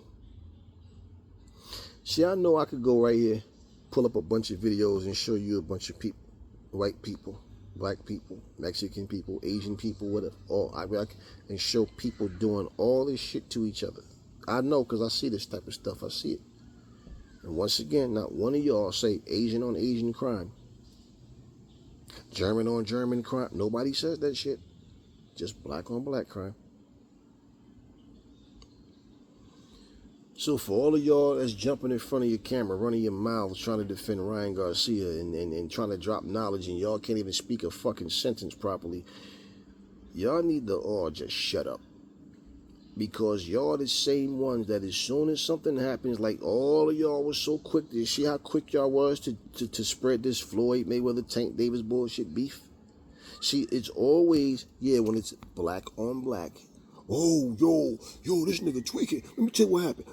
See, this is what y'all do. But y'all making excuses for Ryan Garcia. This trashy scumbag ass motherfucker. I never cared for the boy, first of all. Never cared for him. But at the same time, it's like, for all of y'all that was out here cheering for him, you must feel really stupid right now. You out here talking about my nigga Ryan. Ryan just calling you a nigga. Stupid asses. Huh? I keep telling you, I'm nobody's fan. Nobody. Just like, now, let's go back several videos ago when I said I got really turned off by hearing Tank Davis talk about how niggas is broke. We definitely get money over here. Niggas is broke and all that, right? And here you got this racist motherfucker calling y'all all niggas. He hate Muslims. He hated, yeah, all the stuff he's saying. That niggas is broke. Who was Devin Haney? I mean, who was Tank Davis talking about when he said that? Another black man. And Devin Haney, because that's who he's talking about. And they all Muslims, right? Yeah, Abdul Wahid. So when I told you guys that, when I said the same thing, I didn't like that comment that Alicia Baumgartner made when she was saying, you can't argue with broke people. Like, you little arrogant motherfucker, you. Yeah, okay. Did you sit here and see me go, nah, she black, I can't say nothing about her? No. Everybody gets it from me. We talking right from wrong. Your skin complexion, your nationality has nothing to do with if you're right or wrong. Remember when Robert Garcia, was it which one? Who was calling somebody nappy-headed? Who was, his father was saying that about Bill Haney, and then what's the other dude? Dude that was fighting Charlo, Benavidez's brother, call him motherfucking nappy-headed. Yeah, see, this is exactly what I'm saying. I remember when I was in school, and I remember we was in lunch, and you know how kids like to go in the lunchroom and try to play for like the first 15 minutes and then hurry up and eat the last 15? So I was like, nah, I used to always go. It was a back table I used to sit at. So anybody that sat with me, we had our own little, we used to go to the back. And everybody in the class that we went to right after lunch was right at that door. So we used to go to the back. And I remember this one dude named Adolfo Ramirez. He's Puerto Rican. I remember he was coming through the other side.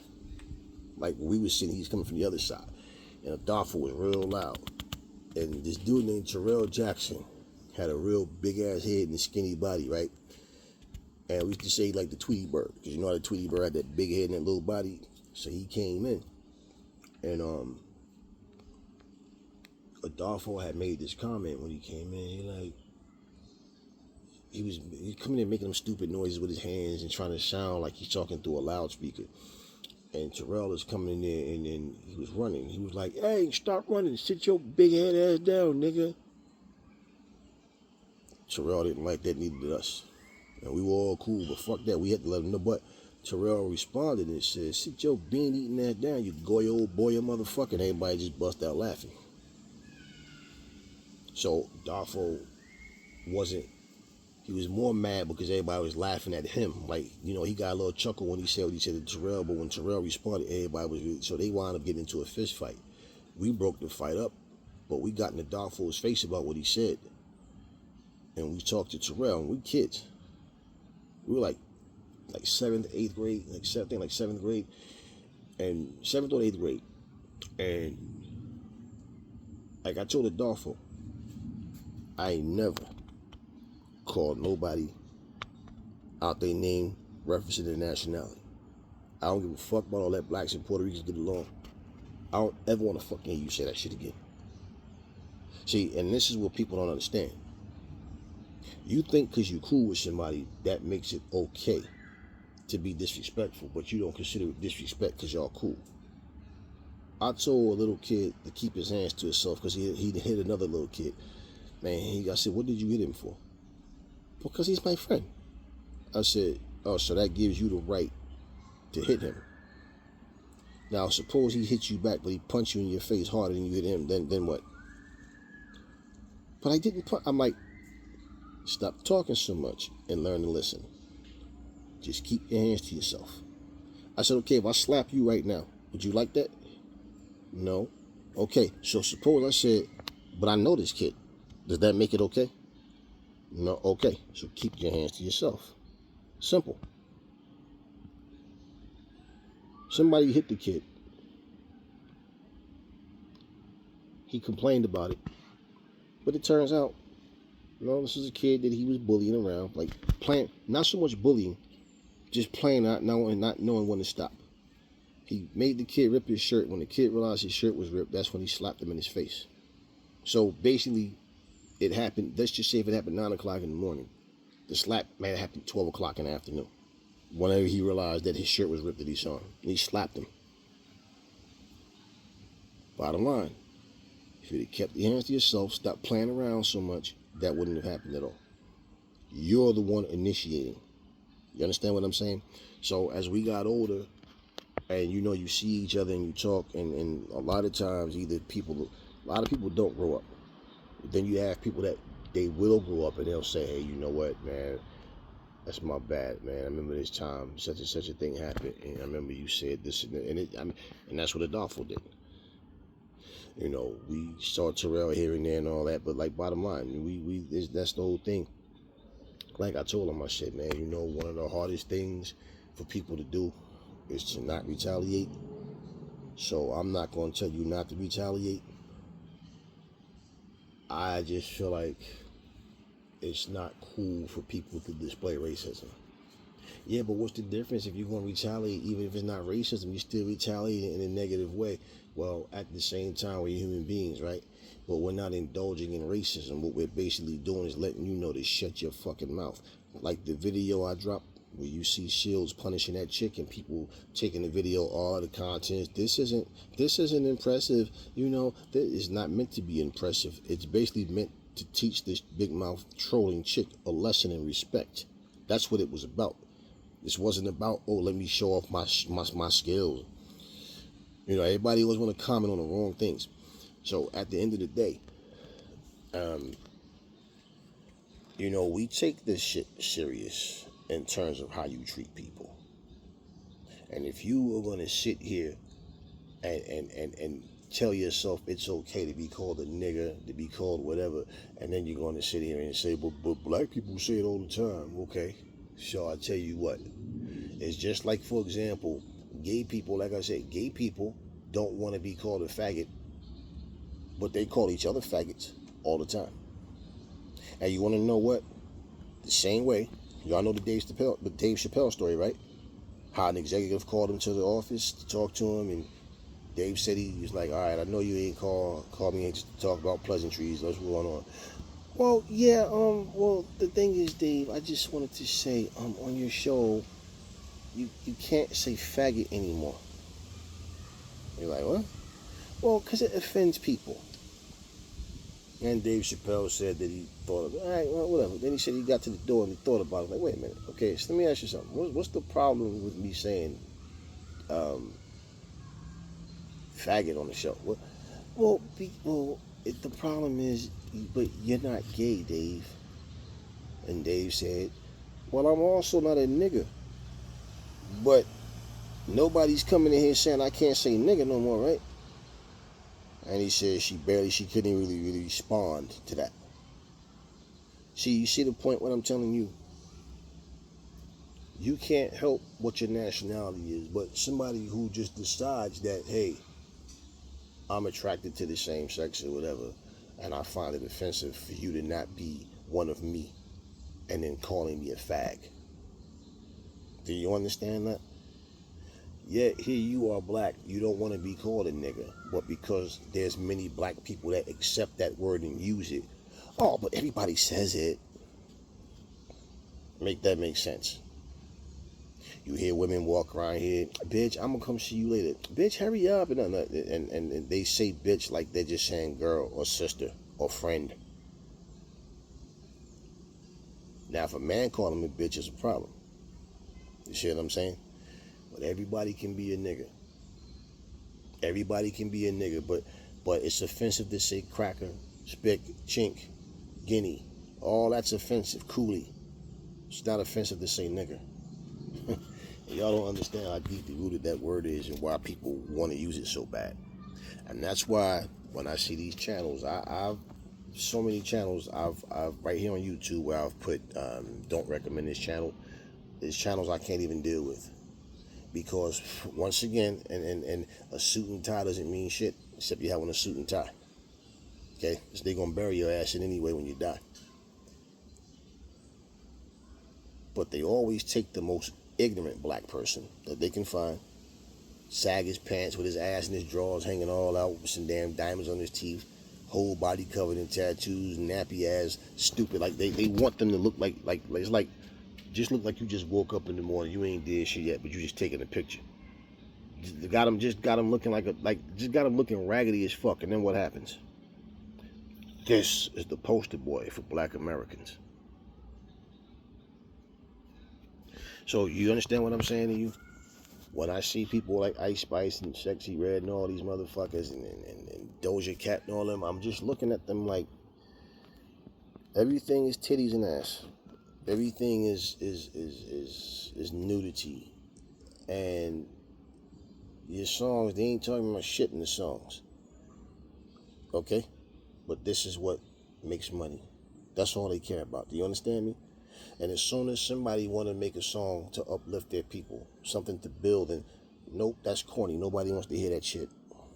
You understand what I'm saying? So for us, it's a double-edged sword because on one hand, as a parent, as someone who has some knowledge and been on this earth long enough to know right from wrong and know what's good and what's not, well, people that's younger don't understand that. So to them, oh, that's old-fashioned, that's old school, we don't do it like that now. This is why every other week y'all at a funeral crying because y'all burying somebody else that you were friends with. Because nobody knows how to say no. So if you don't have people standing up, speaking up, and fighting against things like this, then people will just do whatever they want. And Ryan Garcia is completely too comfortable to be saying the shit that came out of his mouth. And for any of you to sit back here and make excuses for him and talk about, I hope he gets help. Yeah, I do too. I hope he do too. Crips, Bloods, whoever, yeah, they can all help him. I hope he do get the help he need. Yeah. And y'all sitting up here making excuses for this motherfucker. You know, Oscar said it's a help in the direction, right direction for him to go to rehab. It's for him, but we don't tolerate that. Okay, yeah. Well, tell you what. Oscar himself said Ryan never calls him. He'll call Ryan. He said he called Ryan and told him, you know, when the suspension is up, I have ideas and things that you can do and stuff and other things I got lined up for you, whatever, but Ryan doesn't call him back, see? But Ryan spends all his time trolling on social media. That's where his interest is. So you don't want to focus and plan on what you have coming next, but you want to still tell how you hate niggas and bitch ass niggas and Muslims and all this stuff and talking like he's some little gangster. You know, Floyd Mayweather, you work with this motherfucker. You was training him, helping him, work with him and all that. You was a mentor to Devin Haney. There was words being said. Remember Tank put a post up and then took it down because the video surfaced with you working with Devin Haney and you said, man, I always knew Devin Haney and always had no problem working with him. That's all it is and that, right? But then you turn around and you're in there helping Ryan Garcia, right? So you think he wasn't talking about you too? Same man at first said he respected you. You have a lot of knowledge, and y'all was just talking and stuff, and like he was giving you good, you was giving him good pointers and everything. And that same man turned around and said, "Well, everything fell apart for Floyd and Tank after Tank started fucking his daughter. It just like a little snitch bitch. Whether that was true or not, don't know, don't care. But you see, yeah, he stabbed you in the back too. And you, Floyd, who was a huge advocate of clean fighting." You've been awfully fucking quiet, boy, the whole time that this motherfucker, we know that this motherfucker was dirty and was cheating. You've been awfully fucking quiet, Floyd. Why? Huh? You was big on making sure everybody playing on a level playing field. Nah, what, are you too busy beefing with Leonard Ellaby and Tank Davis that this shit don't mean nothing to you? And you help this dirty, cheating motherfucker. Yeah. You don't feel betrayed? You don't have anything to say about it? This is what I mean about these motherfuckers. Like I said, I just appreciate and respect, but that's it. Y'all the fans, not me. Floyd and all these motherfuckers so quiet. Tank Davis, you ain't said shit. Your trainer, co-trainer, whatever, Kenny Ellis, he spoke up. He's the one that said no fucking rematch. Fuck that. Nah, he blew it. You're not saying nothing. And you jumped on social media, you jumped on the camera, taking his back, talking about, Ryan, you know what I'm saying, Devin and them, this, that. Yo, he fought the wrong strategy. No, you wanted to overlook. Yeah, he did fight the wrong strategy. But see, you just trying to overlook the facts.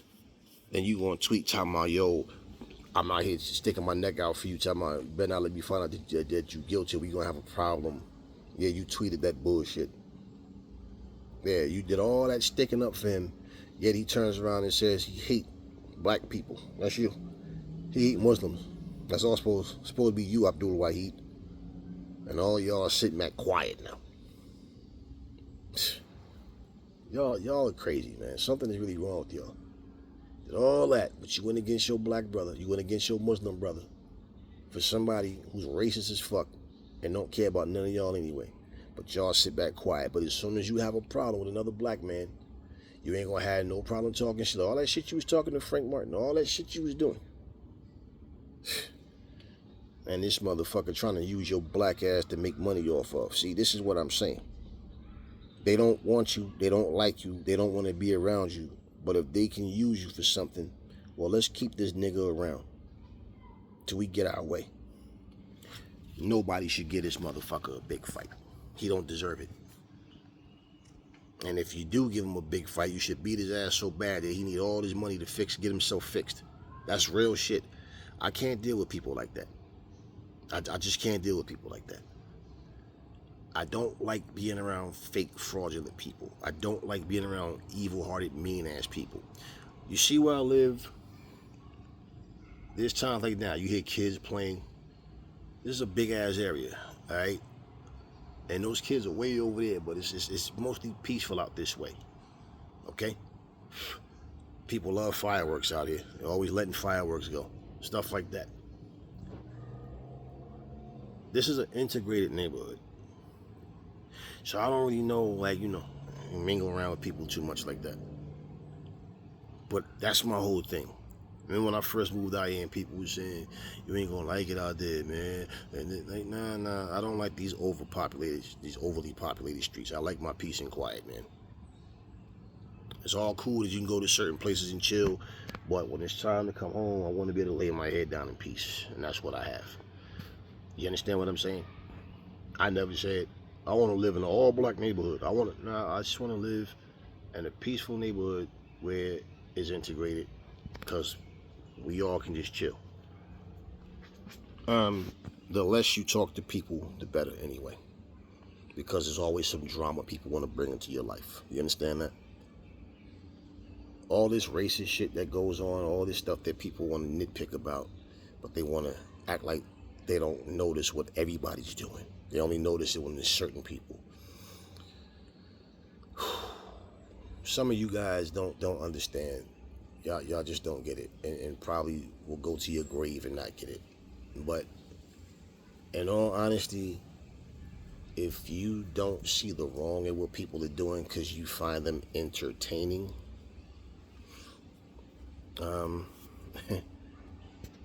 yeah, Yeah.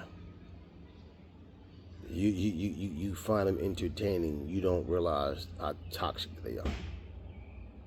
So we can go back and look at how all of y'all was sitting up here running y'all mouths and ha ha he. Oh, you gotta love Ryan. Oh, Ryan. When we were calling him toxic, you had people talking about, oh, all the Devin Haney fanboys are scared. How this goofy shit that y'all was typing, like, wow. Now look at him. Yeah, now look at him. And let me just say something.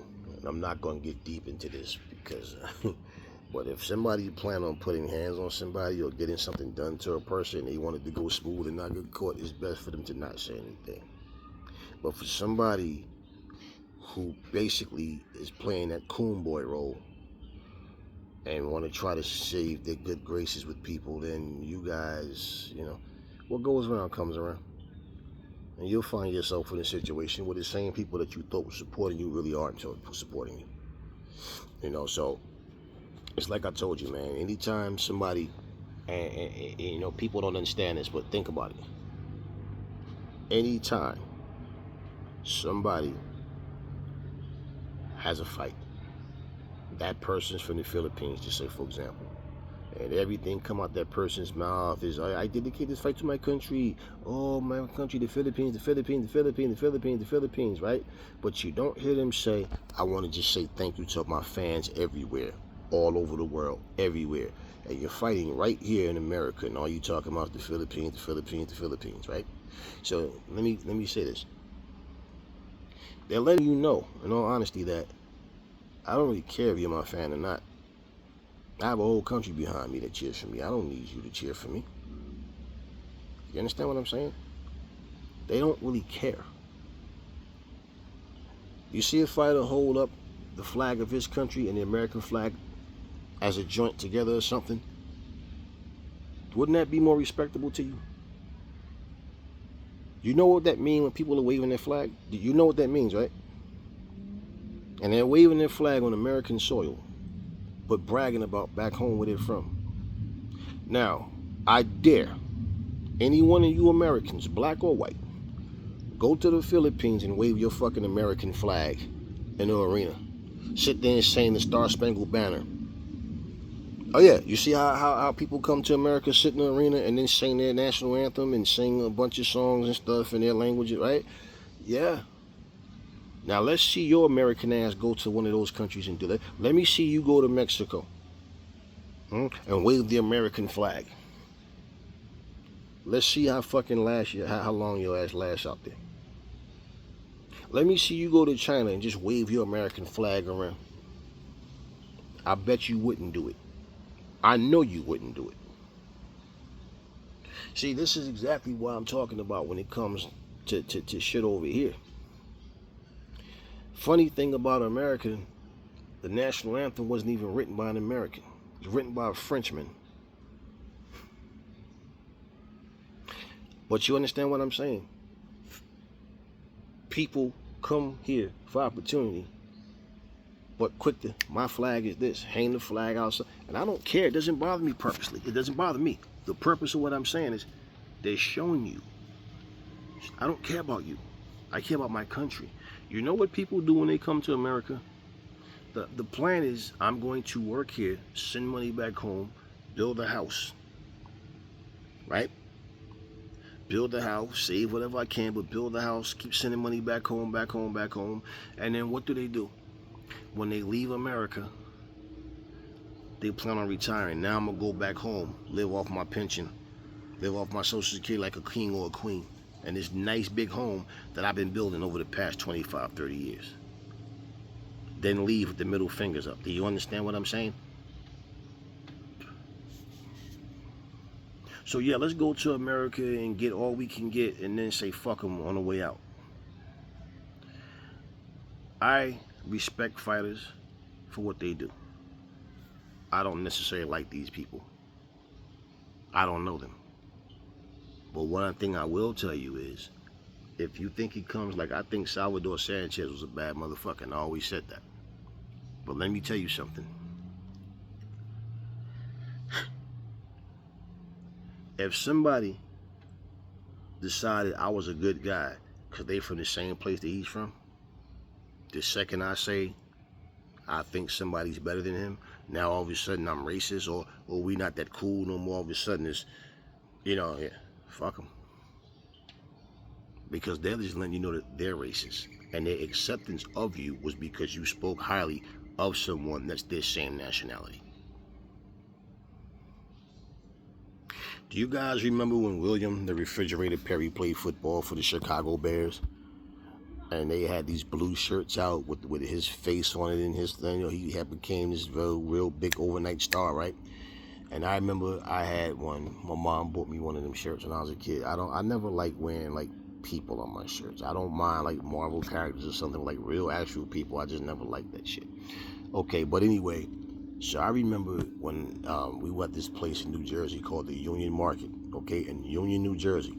And I remember we were in there, and this white guy yelled out, "I don't know why the fuck everybody think that big gap tooth nigga is all that." Yeah, I forgot the guy name he yelled at. If it wasn't for such and such, the Bears wouldn't even be where they are. It ain't because of that gap tooth nigga.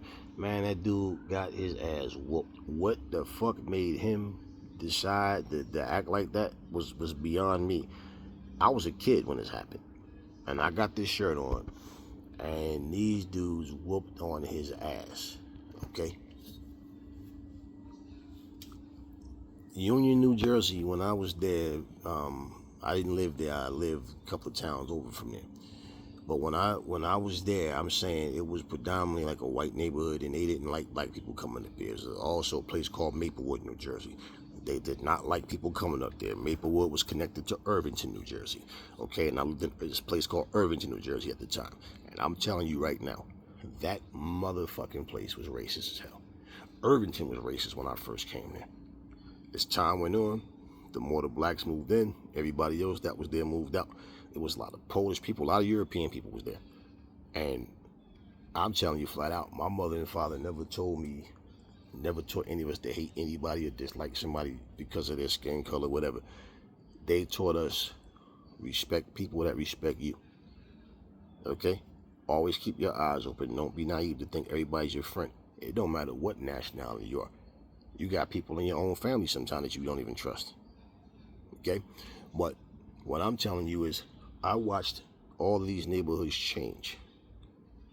And the crazy part about it was people would say things like, "Oh, we're one nation under God. All of us are the same." Well, right? And you would hear people say that shit. The high school out there, Irvington, Frank H. Morrell, Irvington High School, I can remember, man, like there was a building across the street from the school. All the Puerto Ricans stood in front of that building. All the Haitian people stood across the street. All the Jamaicans stood towards it was a bridge and a little like a barricaded wall. They all stood there. The black Americans just was everywhere. Okay, wherever. And then they had this group of Guyanese people, so they all were segregated. Okay? The Mexican students didn't hang with the Puerto Rican students. They stayed down that street. It was a street where that building was. They used to walk, and they were all standing. And I remember just walking and looking and just like, this is some bullshit, man. This is some real bullshit. And as we got older, we started noticing how people would see you, "Yo, what's up?" This and but then it was that, "Yo, what up?" Give you, but it was just like you start to see how people change, or should I say, their true colors start to come out. And it's until things go wrong. Now, you had people that was around you that was, hey, that's my man from day one or whatever. But what I'm saying is you start to see things happen. And you start to see through the generations, man, that it's passed down too. From people that you went to school with to their kids. And this is one of the reasons why this kind of shit won't stop. And for all these black people, and I'm going to say it one more time, and I'm going to go out to close this video, I just wanted to get this shit out. For all of these black people, you keep walking around here calling yourselves niggas, nigga this, nigga that. I seen LeBron James, all these athletes, yeah, them two nigga. Will Smith, Martin Lawrence, and I don't know if that was Carmelo Anthony. Somebody was sitting there with them, and they was being interviewed. And Will Smith to say, anyway, I know what you're trying to say, like an old nigga like myself. See, nigga, and I'm just sitting here like, Wow. Wow. Let them tell it. They'll find a way to word using that word nigger like it's okay. It's not what people think. It's it's 2024. Yeah, right. Okay. Okay. Well, when you hear people speak against racism, simply only because some racist act was done towards them, that's the ones that people give the middle finger to because people get it. Yeah, it's only because somebody did something disrespectful to you. To hear fighters sit here and say they hate Jews, they hate Muslims, they hate niggas, I hate black people, I'm anti-black, I'm the, yeah, right. There's certain ways you can't even joke with me. That motherfucker wasn't joking though. You understand? There's certain ways you shouldn't play with anybody. For all of these excuse makers, you guys sit here on your little podcast, on your shows. That's why I don't like to watch none of these stupid beef videos. People always want to talk about who's doing this and who said what, and how this person chumped this person. He ran up on him. He did this. He pulled up. The nigga ain't even do nothing and all this kind of goofy shit. You guys, if all y'all want to do is talk about Ryan Garcia on your podcast or your show because you think it's going to get you good views and all that, y'all a bunch of weak-ass punk sucker bitches, just like he said. Because that dude don't give a fuck about none of your black asses. So yeah, I'm not making this video to sit here and make peace with this motherfucker. And nah, I feel sorry. He need help. No, I'm just being raw and uncut about what's real. I don't hate white people. I don't hate Mexican people. I don't hate Puerto Rican people. No, there's no form of people on this earth that I know. I guess I hate people. Now, do I dislike individuals because of things they do and say? Yes. And I don't hide it. I make it known. Okay? But I don't dislike them because their nationality has nothing to do with it. It's their own stupidity, their disrespect, and their ignorance. That's what I have an issue with. How you carry yourself, who you are as a person, how you treat people. You understand what I'm saying? Remember when I said to you guys, isn't it amazing how you don't hear anybody talking about Savannah Marshall versus Katie Taylor, Savannah Marshall versus Amanda Serrano, and none of these, but as soon as these, women smaller than her and all that, but as soon as you get word about Alicia Baumgartner versus Clarissa Shields being a so-called thing when people thought it was something that was going to happen, and I'm saying y'all don't get it. Y'all all jump conclusions and said because, oh, why is Shields mad? She just mad because she want to challenge her. No. And for you to know the story but still say that lets me know you guys know nothing about loyalty and respect. And that's all it came down to. Even her ex-trainer, Tony Harrison, said he don't like that fight at all. He don't like that fight. Not one of you motherfuckers be sitting there saying you want to see Vladimir and Vlad fight each other. Let's just be real. And I said, you know why people are so stupid? They don't get it. Shields is a bigger chick. Let her rule and dominate up at the higher weight classes. Okay? Let Baumgartner rule and dominate at the smaller weight classes. It's up to them to win. That's all. Well, why can't you have two so-called queens at the same time? We all know why it is. Once again. But as soon as you start comparing them to each other, it's okay. But when you say no, Amanda Serrano and Katie Taylor, no, that's the type of that weight class. That's the type of weight classes that Baumgartner to be aiming for. Not no goddamn. She knows she wasn't coming up to fight Shields. She stabbed him in the back, and it got her. Stabbed her in the back, and it got her nowhere. She tried to get attention to herself, and she just got exposed for being a hoe, according to Adrian Broner. Right now, she's quiet. Who's talking about Alicia Baumgartner now? What does she have going on for herself right now? Yet she claims Clarissa Shields has nothing going on for herself. There's nothing else for her to do. She needs her. She needs you so much, yet you're not willing to go to her weight class, and you're the one claiming you wanted to fight her. See how it is when black people go back and forth and bicker with each other, and everybody want to sit back and watch and critique and give their little opinions? Once again, but you don't hear none of these people talking about, Amanda Serrano versus Savannah Marshall. No. See, here's the problem with black folks. We always want to compete and be better than the other. But when it comes to somebody of another nationality, somehow we don't have that same fire. Clarissa Shields just don't give a fuck. And that's another problem people have, because she really don't care. She really want the smoke. Now she's going to fight this chick at 175 pounds. Shields go in there and win. Oh man, don't nobody know her. Okay, so hold up.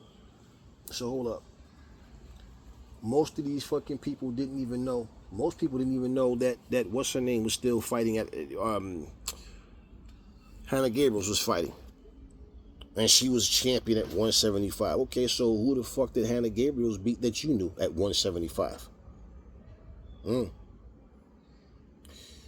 That's my whole thing with black folks with that kind of shit. And this is why, like I said, I've made videos in the past addressing black folks because somebody need to do it so we can understand. Listen, a lot of times people will say things and they'll go, you know what, Aries, I never thought about it like that. And that's all it is. It's trying to wake people up, man. People feel offended because they feel guilty of what you're saying. I don't care. Then I'm talking to you then. Whoever feels offended, yes, I'm talking to you. But what you can't do, you remember there was a scene. You remember that show called Rock? Charles Dutton. Okay. You remember the guy that played Pinky on Friday? There was an episode, there was like a series where he was on there, where he was a drug dealer. And he was basically terrorizing the neighborhood, man, making nothing but bad things happen. But Rock and them stayed on his ass, and their relationship got to the point to where Rock was able to at least get through to him, to where there was people that looked up to the drug dealer that pretty much had talent to do other things, where he wound up, I remember one episode, he wound up talking this one guy out of it. The one guy that he didn't talk out of it wound up shooting him. That's why he was walking around with the limp. But bottom line is, those shows were purposeful. They were meaningful. They had substance. These bullshit shows now, everybody's using the word nigga. We're sitting here big up in drug dealers. Did you see this bullshit reboot they did of Good Times? Did you see this shit? A baby drug dealer. The father's always naked all the time. The shit is garbage. It's not even funny. And where's the evolution? And where did they evolve? And all of a sudden now, okay, they're doing good now. They've gotten out the projects. No. Now we can say good times are actually good times. Nope. Still struggling, still in the hood. This the other side. This the stuff that was happening outside. See, we only saw JJ and them inside. They didn't really go too much to what was going on in the city. So now this is giving you another perspective. And no, same struggle, same but ignorant shit now. More ignorant. No substance, nothing. The bad guys are winning in movies now. What's the message? What's the message? But it's just a movie. Yeah, I know. Yeah, y'all the ones that always talk about how people can touch you. That's what I like about such and such songs. See, I like his songs because, see, that nigga know what I'm going through. Right, so when he's talking about what you're going through, it's cool, but when he's talking about suck my dick, I kill all you bitch ass niggas. That's well, we can just ignore that. Yeah, and I used to watch that show Good Times as a kid, and it was funny but depressing at the same time. Like, damn, these motherfuckers never can get a break. Every time, the best thing that happened to James Evans was he lose his job and then get the same job back. They never could get over the hump. And the best thing that happened to them was the very last episode, because James died in the third season, remember? And then all of a sudden, the last episode, it turns out that the house that Florida and her kids was getting was the same one that the Walona went and got. So it turns out they're going to be neighbors. So it took a whole 5 goddamn seasons or whatever for them to finally get to the point where something actually good happened. I mean, goddamn, even Thelma's husband Keith fucked his knee up and couldn't play football no more. Then all of a sudden he got cleared. So yeah, it took the very last episode for things to turn around for them. You understand what I'm saying? And now you do a remake and it's like, let's keep the misery going. No substance. They took the Fresh Prince of Bel-Air, which was a comedy, and they turned it into a drama. Now Carlton's a cokehead on there and all kinds of shit, Two-Face, backstab. I mean, goddamn, everything has to have this negative twist on it. Y'all still don't get it, though. So now when you take somebody like Ryan Garcia, who is trying to, he's racist as fuck, but trying to use your own actions against you too, and making up shit, but y'all still don't get it. Yeah, so I'm curious to see how many people going to address this motherfucker properly versus how many people going to use the bullshit excuse about how he needs help, and I hope he gets the help he needs. Okay, whatever. Just saying. Yeah, I'm not sitting here advocating violence, but I am at the same time saying this boy need to get. Yeah, he said he never got touched. He need to get touched. Yeah, he need the right wake up call. He need to know. He need to watch his mouth, and that people ain't playing that shit. Yeah. So he already called y'all a bunch of niggas. So y'all since for all of y'all that call yourselves niggas, and he called y'all a nigga, and y'all really got a problem with it. So are y'all a bunch of fake niggas or real ones then? Because at the end of the day, like I said, you're nothing but a nigga to him and all his supporters. And once again, to everybody, I don't care where you from, be good to people. You got racist people around you, you're not helping because well, I don't feel the same way they do, but you scared to speak up. Nah. And that's one of the reasons why I can't deal with a lot of people, because where you got that bitch vibe, I don't. And I'm going to let you know about yourself. Anyways, I talked long enough about this shit, man, and it's just, you know.